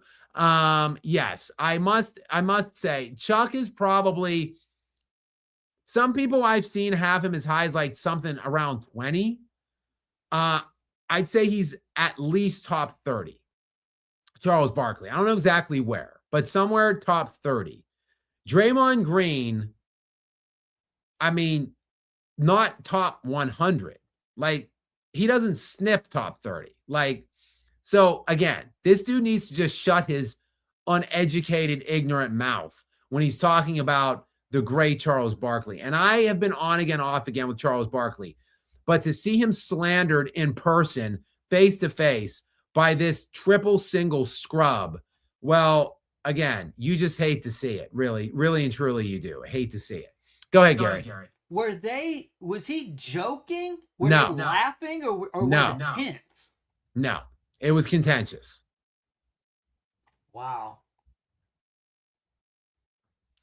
Yeah, so next in we've got type sheet. That hurts my tongue injury. If you guys are just joining us at the hour and 47 mark, I don't know how much more I have in me tonight, guys. It's like 2 a.m. on the East Coast, and my tongue injury is throbbing. I have accrued a tongue injury today. I am day to day moving forward with a tongue laceration because my wife left juicy Publix pineapples out on the counter, and I was trying to work a big chunk of pineapple around in my mouth, and I bit my tongue, and it just gets worse and worse the more I talk. So I don't know how much longer I'm going to be on with my tongue laceration, but I'm here. Look, I don't just talk the talk. I walk the walk. I talk about how I like old school eras, old school players that play hurt, play through injuries. Guys, I'm here with a tongue laceration out here for you guys tonight. So I'm still here. Type sheet. Welcome in. I can't do it the way I typically do it because the tongue is hurting me too much. But thank you for coming in and for your generous donation here. Gary, what's the question or comment from him? Smart shopper, that pineapple was buy one, get one free this week. It was. Yes, it was. Type sheet says, I was laughing at your new video on the jock sniffer saying if LeBron wins one game, he's the GOAT. LMAO. You really can't make this stuff up. I wish that it was a laughing matter type sheet. I wish that it was a joke. That it is a joke. Trust me, it is. But not to them. To us, to all of these sane, rational people looking on from the outside in, we know that it's a joke. That a dude winning one game in a best of 7 makes him the GOAT. Like, we know that's a joke. But to them, it's real life. like the sniffers and the lickers out there, the LeBron fan base, jock sniffers and boot lickers, they really do believe this shit. That if this guy, but see, this is the funny part of it all. If, let's say, he comes out tomorrow and drops like 9 points on 3 of 19 shooting and they lose by 70 points, the same lickers and sniffers will hit the interwebs and say, well, so what? Doesn't mean anything. He's 41, whatever. Okay, but by you saying if he at 41 plays this well and they get one game and then that makes him the GOAT, then you can't just turn around then and say, oh, well, so what? Like he played like shit and they're going to get swept now. Doesn't mean anything though, really. Well, but you can't have it both ways. Like it's either one way or it's the other. But that's just the hilarious hypocrisy of the sniffers and lickers type sheet. I've come to expect it. It's just one of the obvious things that we have to accept in life and in the world, that the sniffers and lickers are extraordinarily delusional, and the things that they come out of their mouths, really, you just have to take it with a grain of salt. Although I wouldn't be taking any salt in my mouth tonight because, again, of the aforementioned tongue laceration injury that I'm playing through, that salt would hurt very badly. Ruthless Raider 78 is back in. You know what? I'm going to take this one, Gary, just because it looks so funny. Go ahead, Gary. I'll let you slide in first. You read the first part. I'm going to read the second part because I'm going to qualify it for you. Okay, cool. But I want to read the first part because it looks so funny. From Ruthless Raider 78, Skap. This is going to hurt my tongue, I can already tell. Skap, after blasting out one mighty bubbling behemoth of a Laturd burger. Go ahead, Gary. I really think Ruthless Raider has some very violent bowel movements. So he says, I really felt the need to ask you what's your favorite TV series of all time, and I wanted to alter it. You need to provide one for comedy and one for drama, because I've always said you can't compare, say, like Seinfeld to Breaking Bad, because they're two totally different series, even though they both feature Bryan Cranston. But I know Seinfeld is probably your favorite. Yes, that's a great question, Ruthless Raider, and great qualifier there, Gary. Anyone that knows me from this chat or in my personal life knows I love movies. I'm an obsessive movie fanboy.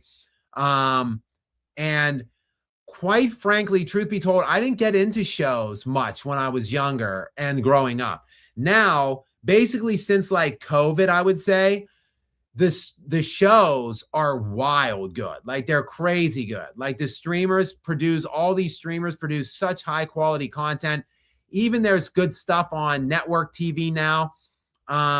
There's so many good shows that now, and I don't think they make very good movies anymore. Like I think there's like 1 or 2 good movies a year now. But the shows are so good that now I'm watching I have like 10, 15, 20 ongoing shows that I'm watching right now. That like, it's crazy how things have reversed. How I think movies were like the gold standard when I was little and growing up, and shows were the substandard form of entertainment. And now it's completely flip-flopped. But with that said, like, I really haven't seen that many like long running shows. I'm watching, like, let me just say, like, current shows that I really enjoy. Like, I really liked Amazon Prime's Jack Ryan, which was only four seasons long. I really like The Boys. Is a terrific show, I think. Trying to think what else like I've been watching. I'm kind of in the middle of Yellowstone. I really haven't fallen in love with that. Everyone's been telling me I have to watch that show, so I did. Haven't really fallen in love with it yet. I'm in like season 3 on that. I watched all Stranger Things, did not really care for the final season, did not like the final episode, but I really liked the series as a whole. I like the Duffer Brothers quite a bit. I like their work. These are all recent or like current shows though.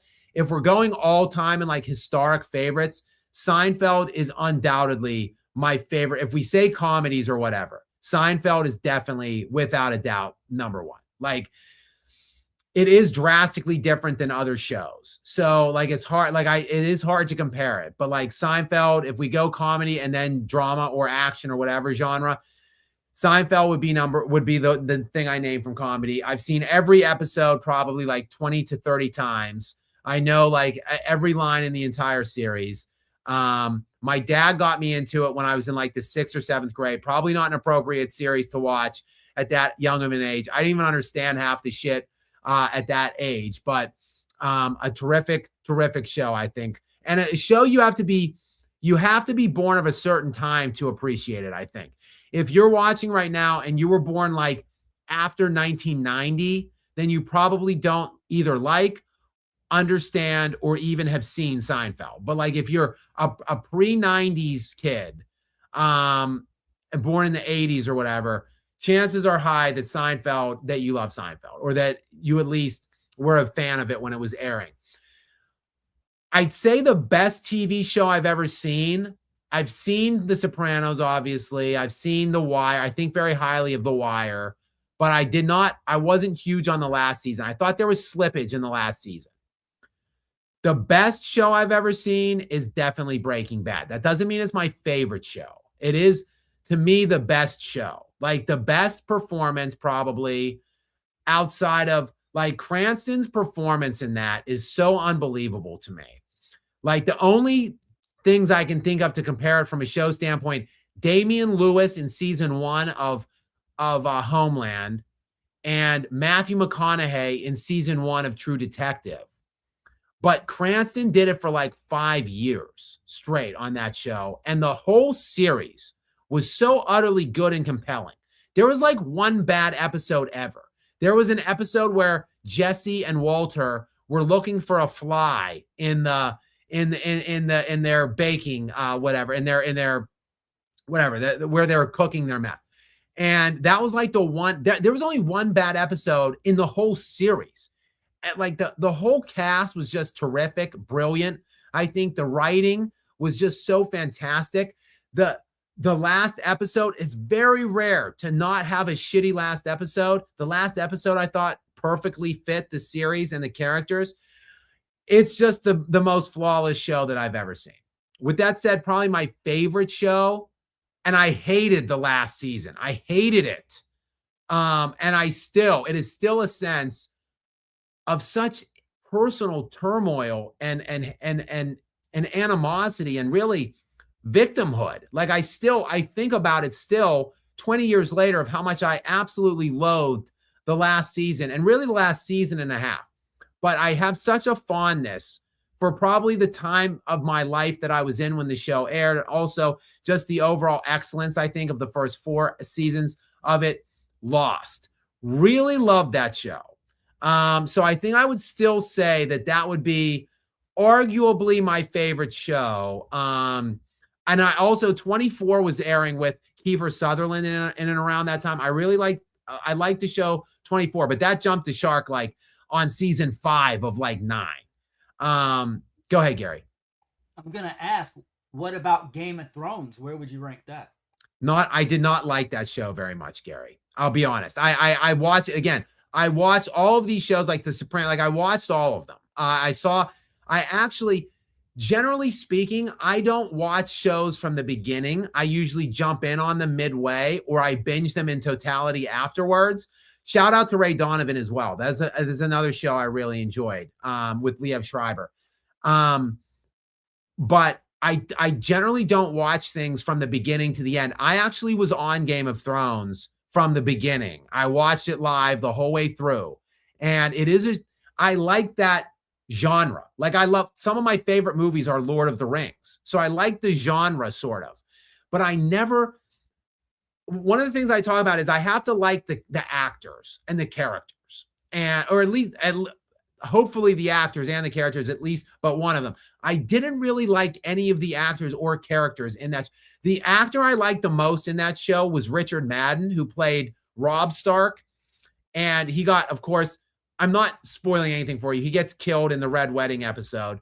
And I think had they switched, Robb Stark or Richard Madden initially, I think, read for Jon Snow's character. I think if they reversed those characters and Richard Madden was Jon Snow, I would be a bigger fan of the series. Also, though, I hated the last 2 seasons, specifically the last season, and most certainly like the last 2 episodes. Like, they should have just waited for I'm drawing a blank on the writer. It's like not a J.R.R. Tolkien is the writer of the Lord of the Rings. It's R.R. Martin or something Martin. They should have waited for him to finish because it was so clearly different and much worse when they ran out of the source material, because he's still writing those books. And they should have at least paid him a shitload of money to help outline something for them, because the last couple episodes were just floundering and awful to me. And overall, I wasn't that huge of a fan of the series. My wife loved it. She has watched at least one of the spinoffs and is like working on another spinoff. I won't even watch the spinoffs. That's how little I like the first run of it. Go ahead, Gary. Did you watch the Game of Thrones from the beginning or jump in the middle, like you said? No, that's what I'm saying. That was one of the few shows. And Gary, when I say jump in the middle, I mean start from the beginning halfway through. So like I didn't start Breaking Bad when it started airing, but I binge watched seasons 1 through 3 and then picked up live in 4. So like I'm not saying I skipped half the series and started watching it. I'm saying I wasn't on it from the beginning. I jumped in, I caught up on it, then jumped in. But Breaking Bad is one of the very few series that I watched from live from the beginning. Like I didn't jump in on it or like binge watch the first half and then watch the second part live, or binge watch the whole thing after the fact. I watched it all from beginning to end. And like, that's one of the rare series I did it for. And I didn't care for that series very much. So that one, and like, honestly, Sopranos is another one that I'm just not that high on, that a lot of people think the world of. I don't like mafia things and like mob story. Like I'm not big. Like I don't like the Godfather movies. Like sure, I've seen them like 2 or 3 times each, but like not big on them. Goodfellas, Casino, like I don't like any of those movies. So like, it doesn't surprise me that I don't like The Sopranos, but like, I've seen a lot of the famous shows I've seen. But yeah, I'm more of a movie guy now today. Like I'm obviously like watching a lot of shows now, and they're making a lot of high caliber shows, I think. But I agree with you, but I'm guessing, I don't know, but I'm guessing you had to have loved The Departed. I liked it. I mean, great cast, but again, like I didn't love it. And again, also like the whole Gary, I'm also like, why? Look, it's crazy. It's a weird dichotomy of such with me. I am such a negative personality and a pessimistic person overall. I'm sure you can kind of tell that, and it comes out even here sometimes. Like I always expect the worst. I think bad things will happen. I call it realism, but now I used to say I was just a realist. But as I've gotten older, I've realized that I am just a pessimist and I'm negative. But with that said, I'm like a hopeless romantic though too. And like I want good things, positive things. I want happy endings. Like I like happy things in my movies and stories. And the fact that like the whole cast dies basically in The Departed, like not necessarily like winning my favor with that ending. I just thought the tension was so well crafted between Nicholson and DiCaprio in that whole situation. And I'm not a big Leonardo DiCaprio fan because I think he's an overrated actor. I think he's a very good actor who has churned out a few great performances, but I don't think he's like overall like a top star actor like a lot of people think. But I loved his performance in The Departed, and I thought him and Nicholson, that whole tension and scenario was really what made that film stand out for me. I also did not care for The Sopranos. I just don't like that whole, I guess, New Jersey culture or whatever. So I was never big on that either. I did like The Wire, and I agree the last season fizzled out. But that's the case with a lot of shows. It's hard to land that plane at the end. So I just will appreciate, the first half, first 2/3, first 3/4 of a series, and I can forgive a bad ending. But when you can land that plane on the finale, it stands out. It's really good. And I'll tell you, my favorite drama personally is a BBC show starring Idris Elba called Luther. Mm-hmm. And you wouldn't like it because I've seen it. His performance. You're talking about great performances, Bryan Cranston. I will put Idris Elba's performance in Luther up against anyone. That's what I was not a fan of Idris Elba. I saw him in American Gangster. I thought he was okay, nothing special. And then I watched Luther, and I was just blown away by just the emotion and the way he was able to carry himself. I was just, what did you think about Idris Elba and Luther? And did you watch the first 2 seasons of Luther? I think I've seen the whole thing. Did you see the end of season 2 when downtown, when he went and confronted the suicide bomber with the gasoline can? How that was insane. This dude confronts a suicide bomber who's ready to bomb the whole city. Takes a can of gasoline, douses all over himself, and throws a lighter to the suicide bomber to challenge him head on. That is how insanely crazy and intense Luther was. And it's layered because of the things that happened in his life. He was ready to go. He really did have a passion for justice and to stop serial killers, because that's what this series is about. Idris Elba is a detective who breaks the law to chase down serial killers. And he is a detective, but he breaks the law. He's always it's so layered. He has a stalker who's a serial killer, who he developed a relationship with and goes to for advice how to stop other serial killers. Then he's always breaking the law and going behind his superior's back, so he's got to avoid that. Then he's got an ex-wife that he's trying to win back, and he actually befriends the man she left him for, and he becomes an ally. The show is so well written. If you have not watched Luther, BBC, Idris Elba, it's so good. And just the whole, everything just takes as a totality, weighs on him as he's chasing these killers, and he's okay with dying, so he puts himself in harm's way. You confront a suicide bomber, throw him a lighter, and douse yourself with gasoline and look at him eye to eye in a challenge. That's as intense and insane and gritty as it gets. Sorry, I was just looking at some of these other things. Yeah, I know, I agree. I love Idris Elba. He's a great actor.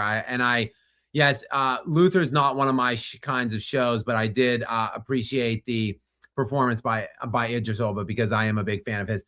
One last final one real quick. I'm just going to throw out, if you haven't seen it, there's a show on Netflix. It was a planned 3-series run.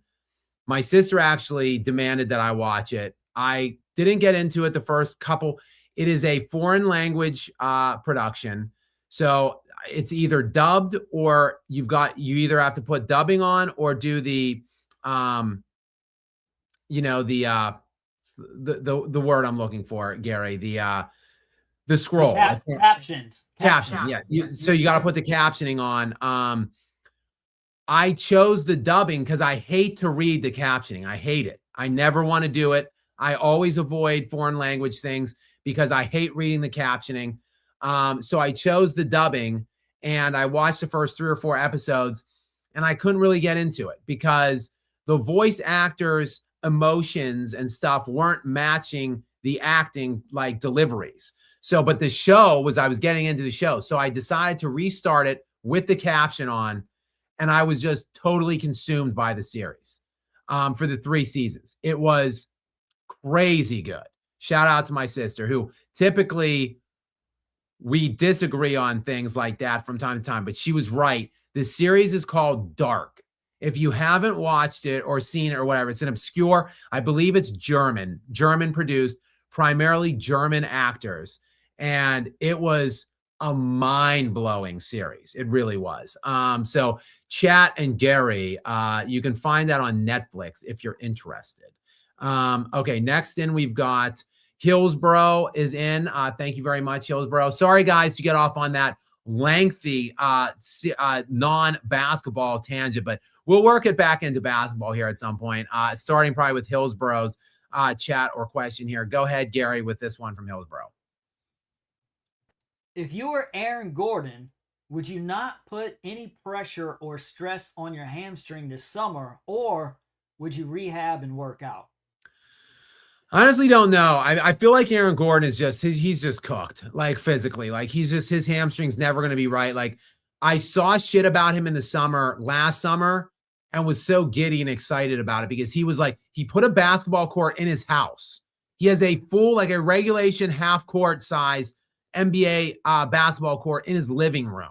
And he basically was consumed with training this summer. And I saw him in pickup games and stuff in the summer. I was like, oh my God, this guy's going to be an all-star, an all-NBA caliber player.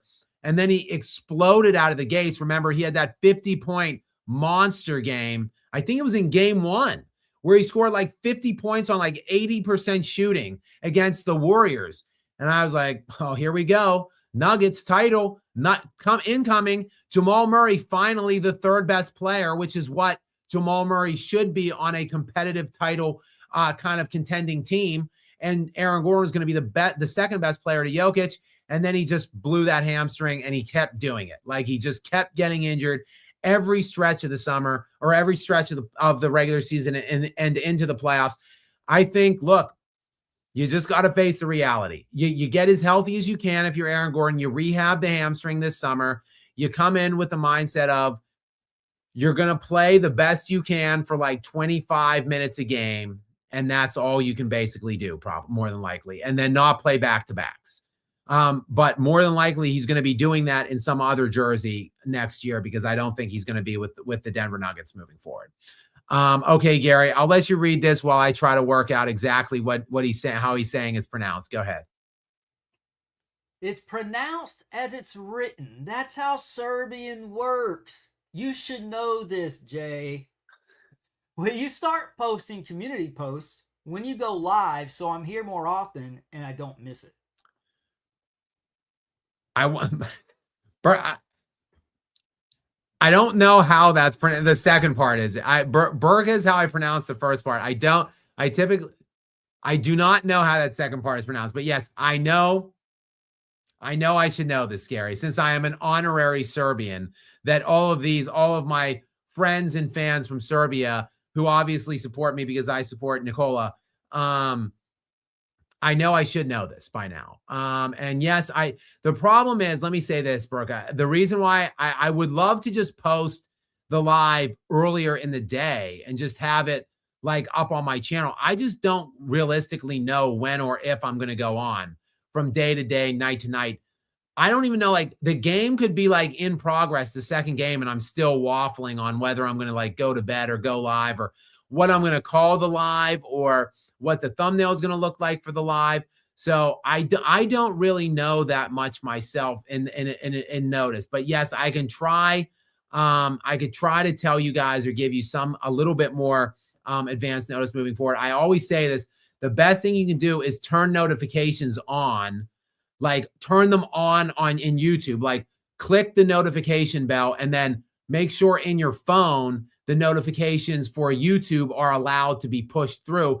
And then if Skap goes live, then you'll just see the notification push at that point. Isaac LYK is next in. Thank you very much. I'll take this one, Gary, because it's short. And I also love to see it. I love seeing Ant and McFraud get humbled. I don't know if I'll call him McFraud. McDaniels has been great this postseason, and he did punk Jamal Murray. But I love it too, Isaac, because you know why? I hate a bully. And the Timberwolves are a bully. And I love to see a bully get punched in the mouth. Tonight, the San Antonio Spurs punched them in the mouth. And I, too, did really enjoy seeing it. Next, and we've got Marco also from Serbia. Shout out, brother. And welcome in. Gary, what is the question or comment also surrounding Jabum Murray? I see from my Serbian brother Marco. Which teams could take Jabum Murray? I would take anyone for him. Trey or Booker or 3 solid two-way players. Anyone just to see his leave. Cheers. Well, are you talking about Devin Booker? There's no way the Suns would make that swap, but that would be amazing for Denver. Yeah, Marco. Shout out to you. Cheers to you. And we both look. I've been on the anti-Murray train for many, many years now. I think that the trades I've been seeing and kind of canvassing or running or working out. I think the best trade suitor or partner for them would be the Orlando Magic. The Magic were missing something in the half court. I think they need someone to get Franz Wagner and Paolo Banchero set up in better situations, and they have a bunch of defensively oriented and minded players and stuff to spend in terms of players that they could expend to get a Jamal Murray. So like, I think like 3 players from the Magic for Jamal Murray, including probably around Suggs, would make the most sense. So I've seen a bunch of different suggestions or expectations. The thing they need to do is get as many pieces, as many athletic, defensive-minded pieces as they can get. And I think rather than go for 1 star or 1 pretty good player and 1 throw-in, you just go for 3 pretty decent guys that could be maybe 2 could be starters, 1 or 2 could be starters, and the other 2 might just be your bench players. Like, that's okay. That's what they need. They need depth and they need defense, like all around the roster. So I think Orlando makes the most sense. I've also heard maybe Detroit, depending on how things end for them, which Detroit has obviously a bunch of good defensive pieces too. But I think probably the best of the best pieces would be untouchable with Detroit. Obviously Boston, and like Boston's a suggestion I see in some instances. I don't think if Boston were to trade with Denver, it'd probably be Aaron Gordon. And then I see, Houston trade suggestions like Jamal Murray for like KD and somebody. Get out of here with that. Like, I don't want I don't want old ass Kevin Durant going to play with Denver. You need to get younger, more athletic, and more defensively oriented moving forward, not less. All right, we've got Sully's Tech Hub in next. Sully, what is up, my friend? A good friend to me in the show, obviously, as well with Sully.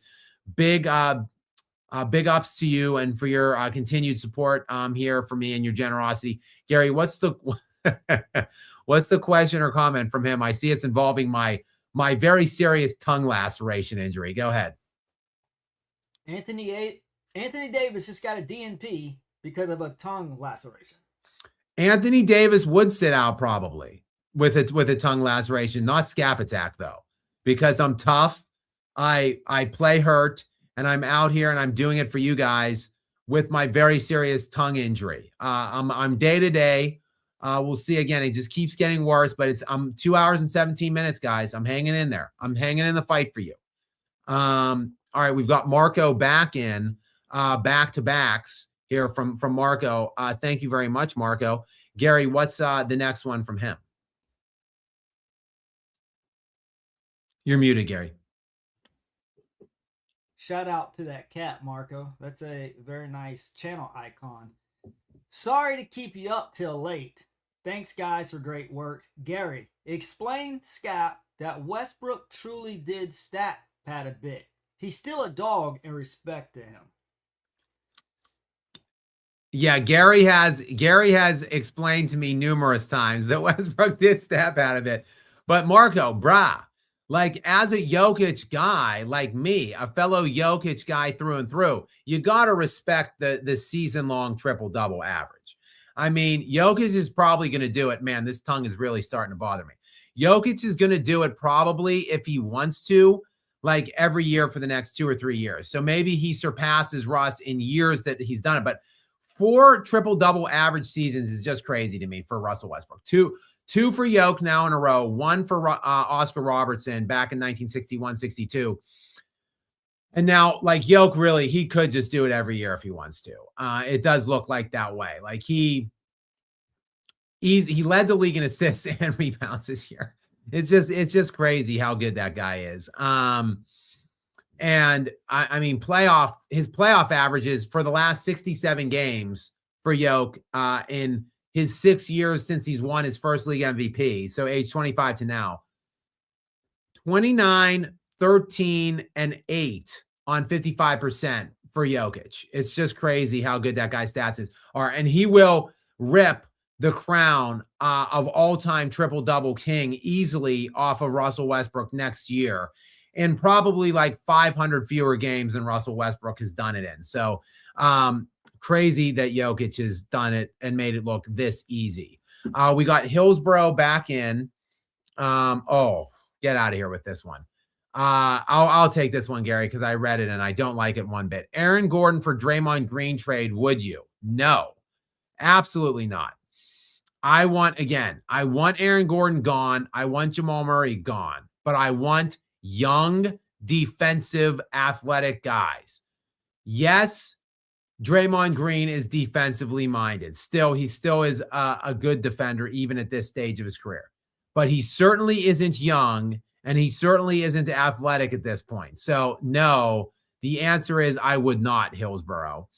Let's just jump Ruthless real quick. We'll be back for Ruthless, but let's jump to Hillsborough because there's another one right from Hillsborough, which is about a trade. Go ahead, Gary, and read this latest one from Hillsborough. Trade KT to Denver, and then we'll find out what the problem is within a week under a burner account.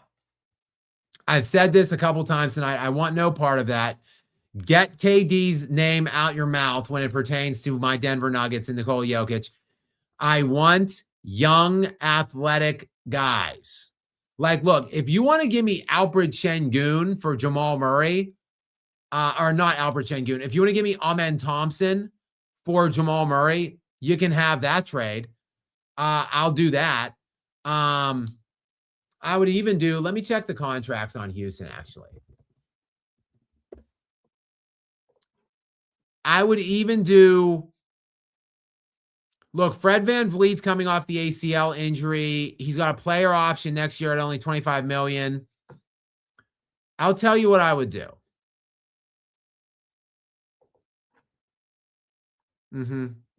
Yeah, I would do this. If you want Jamal Murray, because I think Houston does, they need a point guard. Like, that's very clear. If they want to stay with KD, let's get Jamal Murray to Houston. Let's do this. How about Jabari Smith Jr., who's got a many-year contract? Starting in next year, 2026, 2027, 1, 2, 3, 4, 5-year, $130 million contract for him. That's a deal for that kid. 22 years old, 6'11", 220 pounds, crazy athleticism, good defender. I would do this. How about this? Steven Adams. Gary, can you do me a favor, Gary? Can you pull up your phone or do you have a calculator handy? Can I give you some numbers real quick? Okay. Can you add up 13 million, 23 million, and 25 million?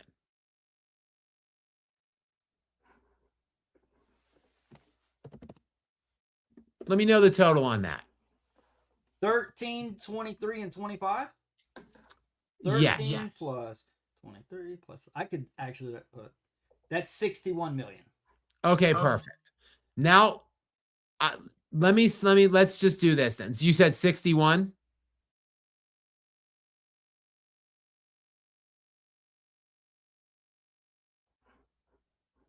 Yeah, 61? Yeah, 61. Okay.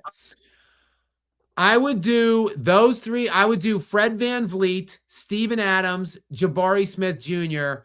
for Jamal Murray, Zeke Nnaji, and Julian Strawther.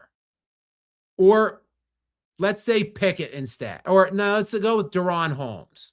So Deron Holmes, Jamal Murray, and Zeke Nnaji for Jabari Smith Jr., Steven Adams, and Fred VanVleet. 61 mil across the board. Salaries match. Mic drop. Let's do Skap spinning trades right here on the stream. Guys, that I would do that. I think that helps and makes both teams markedly better moving into next year. I would do that. That's a deal I would do. I don't want Durant. I don't want Durant on the Nuggets with Jokic. I don't want Jokic on the Rockets with Durant. So that's a hard pass on that. So you want Durant and Jamal Murray to team up in Houston? I don't necessarily want it. I bet Houston would want that, though. So you want to get Ime fired? I think Ime, it's going to be tough for him to keep his job after the way this went. I guess he would have been fired by now already if he was going to be fired. We obviously saw Jamal Mosley of the Orlando Magic fired after that series. So likely Ime would be gone already if he were going to. So I guess he is going to retain his job now. All right, Ruthless Raider 78 is in next. Back in again, I should say, for yet another super chat. Thank you very much. I appreciate it. Gary, I'm going to let my wounded tongue rest for a moment while you read this one. Speaking of slippage, that pineapple might cause you to slip out a Dre Monster deuce later. Either way, should Zion star in the Lord of the Wings? Man, Ruthless Raider is a funny guy. I gotta say, his chats crack me up.